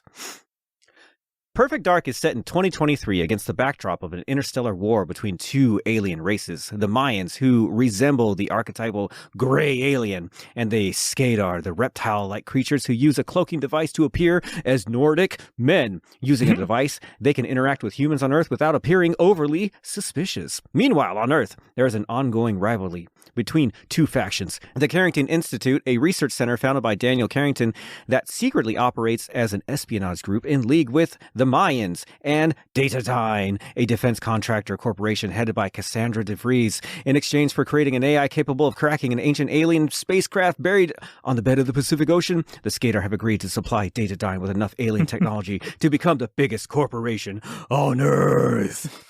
So yeah, that's the first part of the story, right? So... And then it gets weird. And then it gets weird after that. That's true. That is absolutely true. So let's jump into what's good about Perfect Dark. And I'm not even going to touch the story yet. So what's good about Perfect Dark, guys? Jake, you go first. Oh, okay. Well, I am going to go first. It's the story. So I'm just going back to it. You shouldn't have done that. So Perfect Dark... basically, I mean, it surpassed all narrative storytelling by a mile compared to GoldenEye. Because in GoldenEye, you didn't have voice dialogue. People would walk up and you'd read some text on screen. Mm-hmm. Nobody talked. The cutscenes were very minimal. It didn't deliver a story too well. You were in the level. Things happen. There you go. Rare, I mean, they triumphed over that, man. This game is voice acted. There are like fleshed out cutscenes, things like that. Instead of just trying to emulate a Hollywood movie, they took this buck wild concept. And this game starts you off as a regular spy mission. When you first fire up Perfect Dark, if you don't know anything about it, you're like, oh, I'm Lady James Bond. I am Joanna, and I have my British accent, and I'm infiltrating buildings, and I'm doing things like James Bond does. But very soon after, oh, we're in the future. It's a floating AI head talking to me. That's cool. Oh, a little more. We're infiltrating Area 51. Oh, a little more. We're in a fucking David Icke wonderland with gray aliens and reptilians and world conspiracies. And oh, what's that? We're flying into space now? Very cool. So this game, from a narrative standpoint, was so fucking cool. It was convoluted as hell also. But in regards to GoldenEye, it did so much right with narrative elements, with storytelling in general. I found the story of Perfect Dark, for better or worse, captivating, as wonky as it is. I found it super captivating, and I loved that part of it. I agree 100% with everything you're saying. And the voice acting really, I think, added something that GoldenEye was missing. Having, being able to walk up to an NPC and have them say something, and then your character's like, hiya. Yeah, she said that a lot. Hiya. Yeah. Was just great. And something that really stuck out to me was every time Agent Dark, Joanna, whatever you want to call her, spoke. Perfect. It was perfect because she sounded like Rey Skywalker, Daisy Ridley. What? I swear. Really? Listen to Daisy Ridley speak. Go play Perfect Dark. It's the same. It is. I don't know how. Like, it might have been Daisy's mom that did that, or maybe it was Daisy as a kid. I don't know how that worked. As a kid, yes. I don't know. It was. So I felt like I was playing Rey Skywalker in this sci-fi setting, and it was just amazing. It was so good. Neat. But I think the thing that I loved the most was that Rare went fucking ham on the guns. Yeah. Oh, they did. So many guns, so many secondary fire rates, so many secret special guns that you can only get by defeating, like beating everything on like super agent difficulty or whatever, or what I did using Game Shark cheats and unlocking all the guns. But the amount of secondary fire type weapons you have and the unique abilities, and so many of them show up in later series, like the guided rocket that you get to play with in Metal Gear Solid VR missions and some of the other Metal Gears, that makes an appearance. You have like these like charm guns where you shoot an enemy in the head and then they fight for you. And they run around and they shoot the enemy, even though they're the enemy. Like, there's, you can punch people. You can straight up just go punch people. And I did that so much. I would just put all the guns away and I would run up and I would punch as many people as I could until my health got low. And then I'd pull out some like crazy rocket launcher or like the super, what was that gun called? The super dragon. Oh, right. So good. Oh, yeah. That was a cool ass gun. The crossbow glove, dude. Ah! The crossbow was cool too, yeah. I loved the it was the briefcase gun, laptop gun. Oh, the Sentry. The Sentry. That kick-ass machine gun that loaded really cool. Like the reload animation was cool, and then you could drop it and it turned into a Sentry. That shit was so cool. Can I jump in here then? Because this is all touching on what I want to talk about. Okay, yeah. Which is the multiplayer. And like these kind of variations on like, okay, GoldenEye, you have some guns, they shoot a little different, but the laptop gun being able to be thrown up on a wall to create a trap room, and the fucking X-ray gun that can spy people through the wall hack gun. It completely changed the game on how you play the multiplayer. It wasn't so straightforward anymore. Sure, you had like proximity mines in the other ones, and you had rockets and snipes, and it kind of gave you some variation, but this one took it to a whole nother level. And I also want to say that for bleeding hearts, such as myself, I know I play a few competitive games, but I hate making other people lose. I hate the idea that when I win and I feel good, it is only when somebody else can feel bad, and that is the exchange. But when you do 4 people playing against bots, everyone gets to feel good. Everyone wins, and I love that. So the bots that they added, I think that was like the greatest part. And the multiplayer was just, leagues above GoldenEye. It was just so cool and futuristic, and all the alt fires were so goddamn cool. Even the punching you were talking about, the alt fire is a disarm. Yep, you knock exactly. the guns right out of their You hand. run up, you steal someone's gun, and then they start to like punch you, or they'll pull out a sidearm, or like They were so dedicated. They gave the punch an alternate fire. Like, look at your hands and try to think of an alternate fire for your hands. It's just punching. But they made it disarm.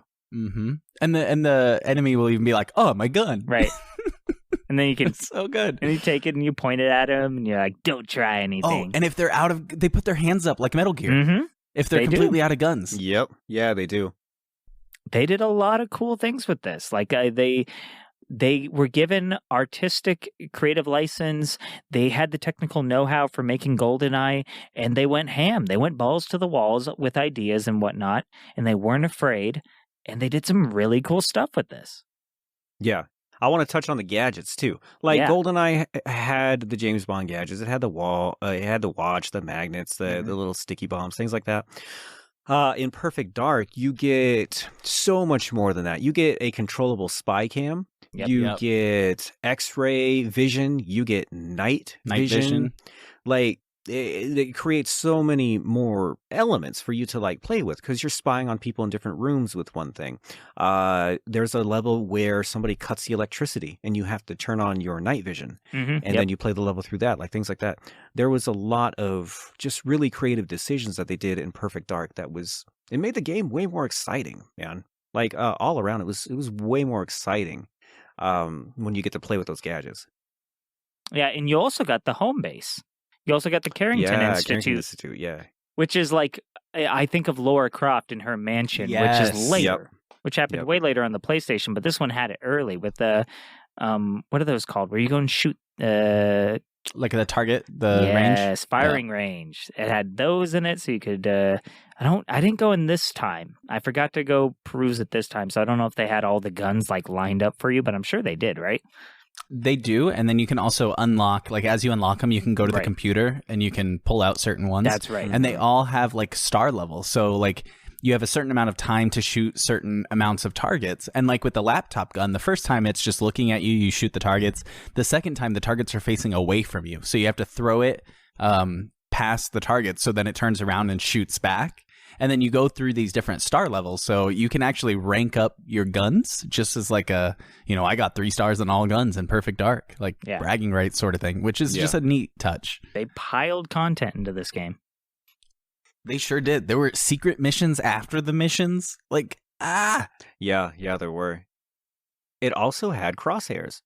It like, did. It actually had crosshairs. The aiming was still as wonky as GoldenEye, unfortunately, but it had a crosshair. So big props to there, Oh, Yeah. and here's something else. Cowboy, you kind of teased on this when you were talking about like the multiplayer 4-person versus bots. Mhm. So I just wanted to clarify this, that there are co-op missions in this game, right? Yeah. So you can, with a friend, plug in and go through story missions together and defeat the enemies. And that's something like co-op shooters. I mean, we didn't get something like that until like Halo, maybe? Yeah. Halo's a good example at the very least. That's the next time I remember doing it, yeah. Yep. At least the major one. And more than Halo does, like I said, the counter-operative missions. Yes. In which you get to take over bodies of the enemies and try to prevent the main player from winning, which is like a crazy idea for an N64 game. It's super cool. I can't think of a game that does that. Man, so unless it's like a main gameplay element, like they just threw it in there to have fun, which Exactly, would be, yeah. more games just need to do that nowadays. They just need to have options just to have fun. Like, Right. they used to think about options. How fun would this be to do? Games Yeah. need to do that more for sure. And it feels like in other ways they say, all right, what can we put in here that's just enough that this is profitable? So we don't do too much expense and then we get our nice return on this. But these guys were like, let's just make this, let's put so much love and so much stuff into this. That's something, and it's kind of like a depressing thought, but Oh. it's just, the reason why we don't see that as much anymore is because in order to do things like that, you need to have a true love of not just video games in general and the art form, but also of your game, of your product that you're making. And you have to have that love and be inspired by your own work that you're able to come up with these ideas. And it's one of the reasons why a lot of big games allow mods. because they don't have that same sort of love, but the community does. And they'll come out with these amazing mods that turns these games. I mean, think of Dota 2. I mean, that was a Warcraft 3 mod. Yeah. And now it's one of the biggest esports in the world. I mean, the biggest prize pools of any esport ever. Yep. You know, people play this game and become multimillionaires. Like, come on. So I think it's sad to see the way that games have progressed, at least AAA games with like EA, and you know, they just become these money factories, and there's no longer that love of the game that makes it fun. Places that have to think of themselves as a business first and foremost because of whatever they've built. That's why support indie games, guys. Yep, that's PC where the love is. Indie games is where it's at. In today's landscape, not just PC. It's not just PC, but in today's landscape, like we touched on it in the sweatpants episode, that the middle ground, the people in the middle are doing the best shit. The people who make the Stardew Valleys and the Binding of Isaacs and all of that just delicious little mid ground to small ground. Yeah. To new ground. Right. Tie-in. Okay, it's pretty obvious that the three of us really like this game, and we could say a lot of things. Got to be mindful of time, though. Do you guys want to hit us with, I don't know, some quick points on what else you think is really good about this game? Some speed facts? Yeah. Sure. I think the colors were much better and more vibrant than GoldenEye. I think the game had everything explodes as a tiny object, which is hilarious. I loved the little gray alien named Elvis so much. What a cool character. Cool. So good. When he comes in with the unitard of the American flag. Yes. So good. I felt like it inspired a lot of different games like Deus Ex Invisible War and Halo, which are two of my favorite games of all time. I could definitely agree with that. I really liked that Joanna was not over-sexualized. She was never in like a bikini, or she was always competent and in a jumpsuit or a trench coat or whatever. And I respected that. I love that you can play multiplayer when you don't have any friends. Oh my God. So that's nice. A good thing to like. It is a good thing to like. Let's talk about what Perfect Dark didn't do so well. Let's jump into the bad. I have one to start off right away here. So for as much as I loved the creativity of Perfect Dark, and I love like where you went in the game, alien worlds and shit, that's so cool. I had a big complaint with the level design of Perfect Dark versus GoldenEye. GoldenEye may have been a little too basic sometimes, but there were levels that shined, and you could always get through them and always have fun. In Perfect Dark, there were levels that I found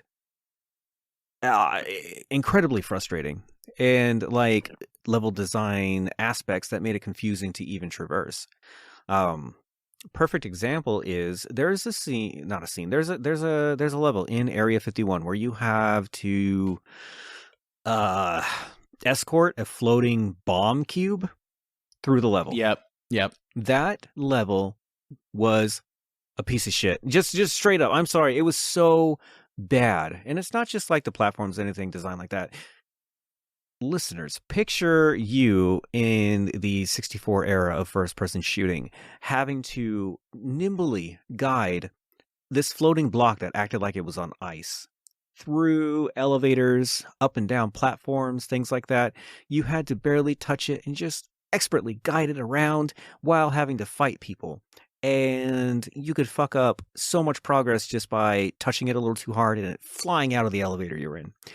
There were designs like that, or levels in Perfect Dark like that I hated.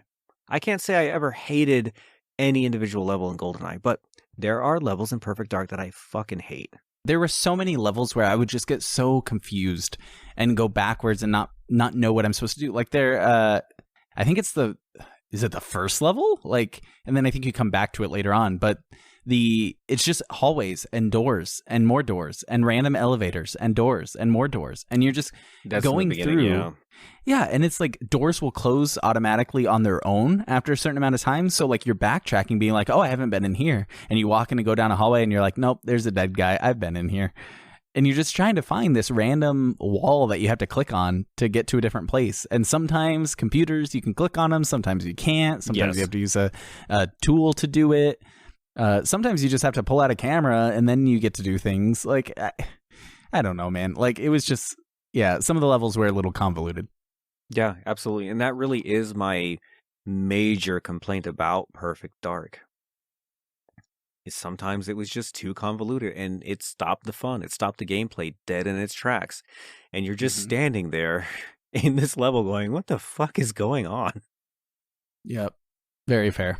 You know, and I think this is something that we probably don't even think about nowadays because we have access to all sorts of technology, but something that you really got to think about is this game was basically unplayable if you didn't pay the extra money to have the what is that called? The expansion pack. The expansion pack. Yes, it took advantage of the expansion pack. I forgot about that. Yes, I read, to prepare for these games, I read the instruction manuals, which helped out a lot with the controls. But one of the things it said was it broke down how much access you have to the game if you don't have the expansion pack. And it was like 30%. Yeah. So like you lose 2/3 of the game. The only thing you can do is some of the missions. And I think there was some other things, but you don't get access to the Carrington Institute. You don't get access to like 70% of the game. Like it's just not there. It's like buying Cyberpunk on the PS4. Yeah, it's basically you get the demo. You pay full price for the demo. You gotta have it's required. Like enhanced is a very loose word for that expansion pack. It is necessary. Yeah. Well, okay, and the last thing. The voice acting is so bad in certain areas. And I got to remember, voices weren't different in the 90s or the 2000s in this case, early, you know? And like, human evolution hasn't brought us to this point in the last 20 years. They could and should have done better with the voice acting back then. Like, what was that guy in that office? That real squirmy, weaselly guy? JB, you remember? I don't remember his name, but when you first load up the game and you go into the Carrington Institute, the guy in front of you, Carrington, he's like, hey, follow me. We're going to go check out some stuff. And he leads you into this room with this guy and this girl. And you walk up to the guy and he's like, Hey, hi there. Hello. and you're like, hiya. And he's like, Hey, and he just has this voice that's like, it's somebody making fun of someone else is what it sounds like. Yeah, and some of the lines they choose for her quips, because when you're a spy, half your job is being cool. And the other half is murder and subterfuge and all that. But the other half is being cool. And so you need to practice good one-liners. And just some of the one-liners were like, what? Cute. Or very cute. And that was it. And I'm like, that was just acceptable. You can't like make a joke out of it. You can't like pun in some way, anything. You're just going to say something obvious. Well, back in that day, they didn't have a lot of like A+ voice acting, right? So voice acting in video games, it was new. So as far as I know, and it's like apparent in some games, especially like the first Resident Evil and stuff, like a lot of the voice acting was just done by the devs, right? Yeah. Yeah, they didn't have big voice acting budgets like they do now. But also the writing on it, the lines they chose. Well, people worked the same back then. Dialogue could be written the same back then as it was today. But yeah, you're right. You're right. I think documentary again. I think I remember that. Who was it? It was like the artist, the level artist. She did the voice. Oh, so it was one of the people on the staff that did the voice for the main girl, for Joanna. Neat. So yeah, you make a fair point. I'll concede. Still don't like the British accent. It's okay not to like her voice. All right, well, enough about the bad. Let's go on to what matters. Why is Perfect Dark the best candidate for Vanguard of Console FPS? Well, frankly, I disagree with everything Cowboy said about that last game. This bullshit about standing on the shoulders of giants. I don't know what he was thinking. This game took potential and refined it into what it was meant to be. Sure, GoldenEye, it's a legend, it's the classic, it's the first, but all it did was make way for the true hero, which is Perfect Dark, which got it right, which finally did it. It completed the mission. It picked up the scraps and made it right. That's why it deserves it. While 007 did spawn an entire genre of games. Perfect Dark inspired some of the best of that genre. I mean, we're talking Halo, we're talking Mass Effect, we're all of the sci-fi shooters that have all of the crazy alien weaponry and the special, secondary fire modes and the different, even things like Tomb Raider, where you have the base of operations where you can explore and do certain things. And all of these things came from this game, and they're some of my favorite games of all time. So it really is on its own something that is impressive and worth the title, I would say. See, I like that. GoldenEye inspired shooters, Perfect Dark inspired shooters to be good. Yeah, exactly. That is fair, because Perfect Dark really does expand on it, and at least for the time, I don't want to say perfect, but for the time, sure. Mm-hmm. It took all the ideas from GoldenEye and just made them better. It is the better version of this game. Yet, people still remember GoldenEye more. I know. So, you're right. Contention. I didn't play Perfect Dark when it first came out. I played it now. So, yeah, I'm one of those people. I thought for sure 007 was going to win. Oh, yeah. And now I'm not so sure.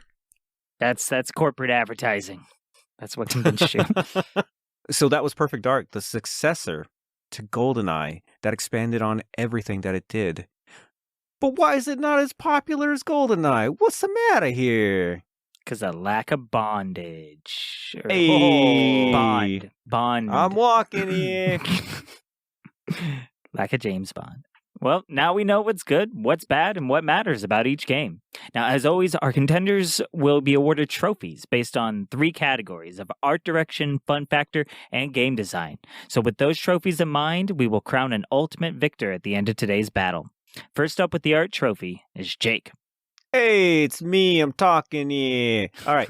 So, I'm a sucker for game history, so I want to take a moment to give recognition to the OG dev team at Rare for producing some absolute gems that influence gaming today. Case in point, both games in tonight's showdown and half the games chosen for this 3-part season finale were developed by this version of Rare. However, this is an art trophy and not an art history trophy, so I have to give it to one game tonight. GoldenEye may have set the stage for console FPS gaming, but Rare took what they learned and improved every step of the way with Perfect Dark. From simple inclusions of actual voice acting and creative weaponry to the David Icke-inspired high sci-fi story that takes you from classic spy mission to wild alien conspiracy involving Greys, Nordics, reptilians, and intergalactic war, Perfect Dark wins the art trophy. And I'm up next with the Fun Factor Trophy. I gotta admit, I didn't play these games multiplayer for this episode, so remember, this is coming from a mostly single-player perspective. So take it with a grain of salt if what you're looking for is ideas on which game to play with friends on a Friday night. So once I got over the frustrating controls of both of these games, I did have quite a bit of fun playing with the different weapons, gadgets, the cheats, oh my gosh, and trying to beat levels faster and faster. Both of these games are solid and hold up even today. If you could find a way to custom map the controls, it would probably be even better. But they both have reboots and graphical mods that can bring the visuals up a notch if you're a stickler for those sorts of things. But only one can take the trophy, and the hilarious voice acting and Elvis himself blast Perfect Dark into the lead to secure the Fun Factor Trophy. Nice. And I'm up with the last trophy, the game design trophy. Now, I'm going to make this quick because this one is so goddamn in the bag that there's no point in pretending that it is not. Perfect Dark ran on an updated version of GoldenEye's engine, with a team that had just cut their teeth on that previous title and were now unbound by the restrictions of a movie license and unbearing suits that come with it.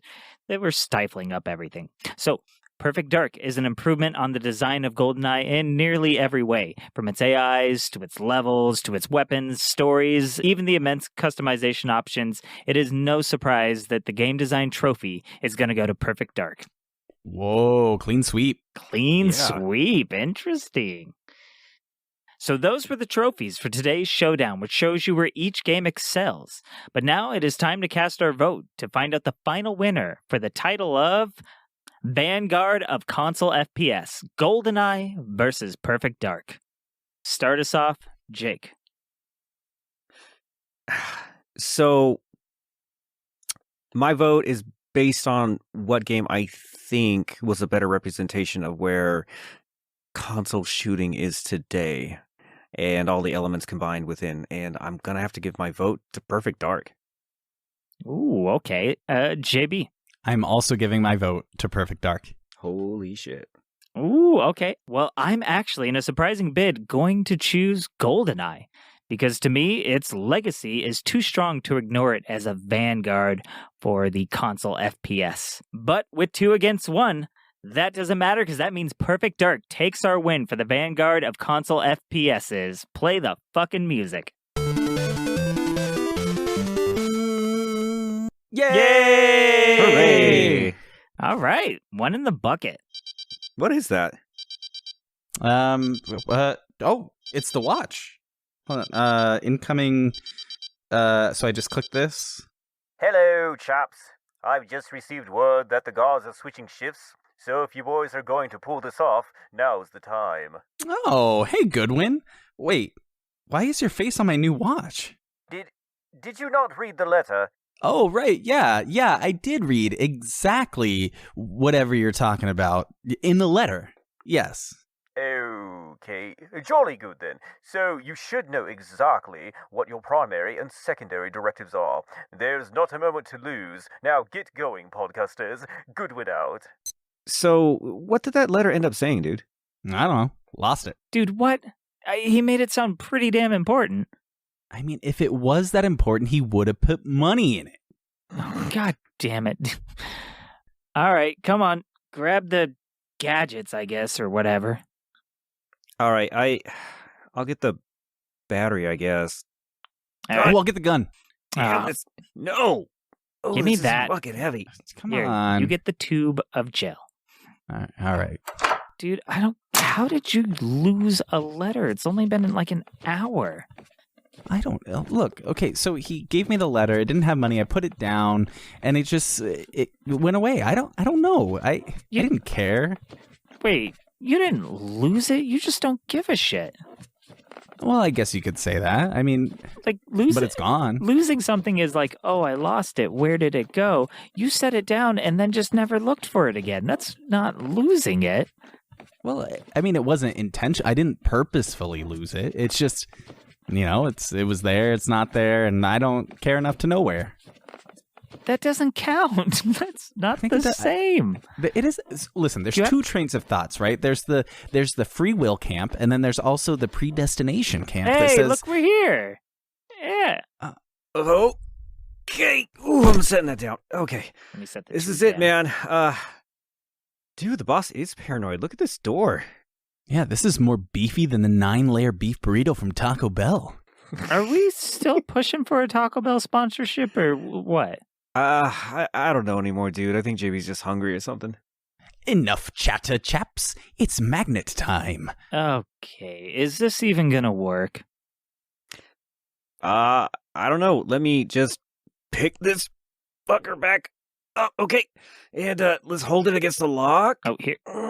Okay, flip the switch. JB. All right, I got it. Jesus, what just happened? Man. What was I- that? I magneted, but away from each other and out a window. Oh, dude. So, what? do you want to try the hair stuff? No, I don't. Well, No. then that just leaves one option. Nope. Give No. me that. Come on. Damn it. Well, like any good spy knows, your first few plans always backfire. So that way you can reveal your truly outrageous backup plan. What outrageous backup plan? Finally, I have found you. My minutes of searching are over. JB, why is Janitorial Bot here? Oh, it's great. He's here to kill me. When I was editing episode 19, I overheard him swearing to eradicate us. So I emailed him and told him that we'd be here. Yes, there can only be one. I am the true JB. I shall cleanse the false idol from this world. Prepare to be disemboweled. I will grind you podcasters into dust and then sweep that dust into a neat pile and then properly dispose of it. Yo, JB, what's the plan here, dude? Simple. Oh man, can you believe the mess that was in that office, guys? I mean, talk about a state of disarray. I've never seen a room so untidy. Yeah. Oh, man, it's such clutter and debris. Truly a pigsty. Absolutely. Totally filthy in that office. Right there. Mm-hmm. Through that door. Right that way. My advanced robotic sensors indicate a mess may be present in this office. Primary directive engaged. Disabling office security measures. I must cleanse. Cleanse. Cleanse. Cleanse. Cleanse. Oh my God, he just opened that door right up. How did you know that would work? Cleanse. Everybody knows there's only two people in a company with unlimited access. The guy at the top and the guy at the bottom. Plus, if it didn't work, then he would just had murdered me all quick like. It's a win-win. That's not what that means. There does not seem to be a mess in here. Re-engaging secondary directive. Disassemble JB human. Oh, but what about this big mess right here? Oh, yes, you filthy mess. Daddy needs to clean you. Okay, well that's just weird. Can we find what we need and get the fuck out of here? Yessmin said it should look like a present, so I guess look for that. Okay. Oh, yeah. And I'll probably just tilt these books to see if a secret door opens. Dude, okay, he said it was on the desk, so I don't know, maybe in the drawer shake? Tidying complete. Now, to make your insides your outsides, and your outsides your insides. Pain. Lots of pain. JB. Hey, look, I unalphabetized these hardback James Patterson novels. Fiction with nonfiction. Yes, please. Need to kill. Overwhelming. But I am bound to uphold the laws of the Dewey Decimal System. Come to Papa Bot, you logistic nightmare. Yes, dude, I found it. It's right here. Oh, sweet. Now we can get out of here before... What did you do? Nothing. Oh my God. He really did have a fake book that opens a hidden door switch. Oh my God, this place is the best. Dude, you set off the alarm, though. That's it. You podcasters are the biggest trash of all. New Prime Directive. Destroy podcasters. JB, we gotta go, dude. But there's this ominous glowing coming from the secret tunnel. I want to see. No, dude, we gotta go. It'll only take a second. I gotta know. Killer robot. I am going to recycle your bones. Screw this. Grab him. No, come on. No. Dude, we That gotta secret go. tunnel. Come on. Tunnel. Let's get out of here, dude. Let's go. Come on. Guys, I would have been fine. He didn't mean it anyway. He was just peacocking. Dude, he is a robot. They mean literally everything they say. He actually hates you. JB, you have a message from... Not now, Anne. Listen, robots don't have feelings. They can't hate.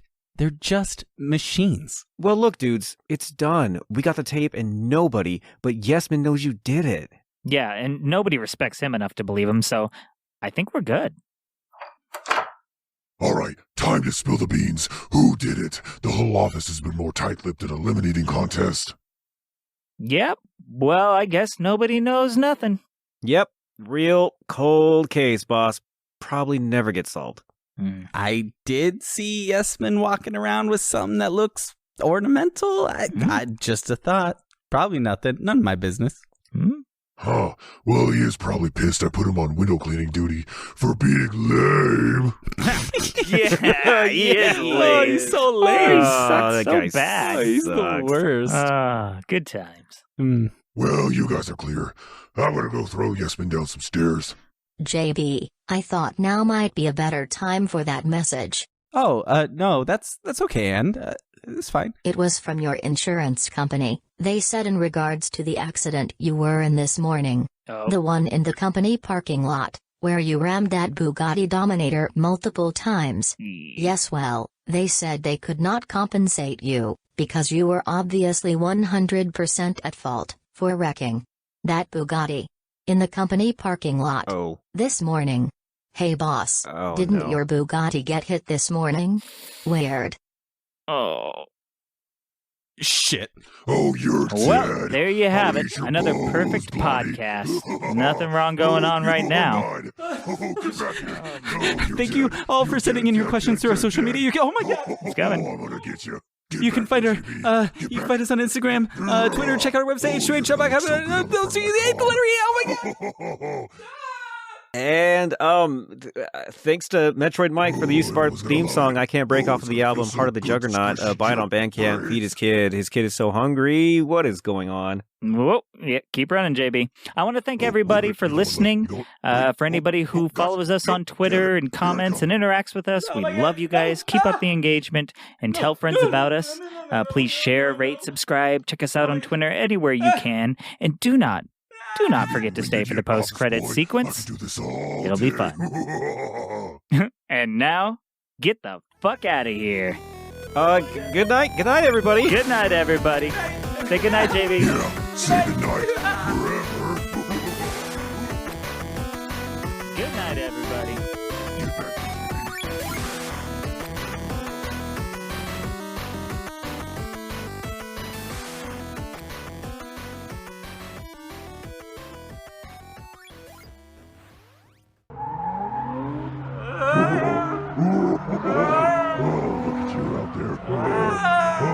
Wow, just look at him go.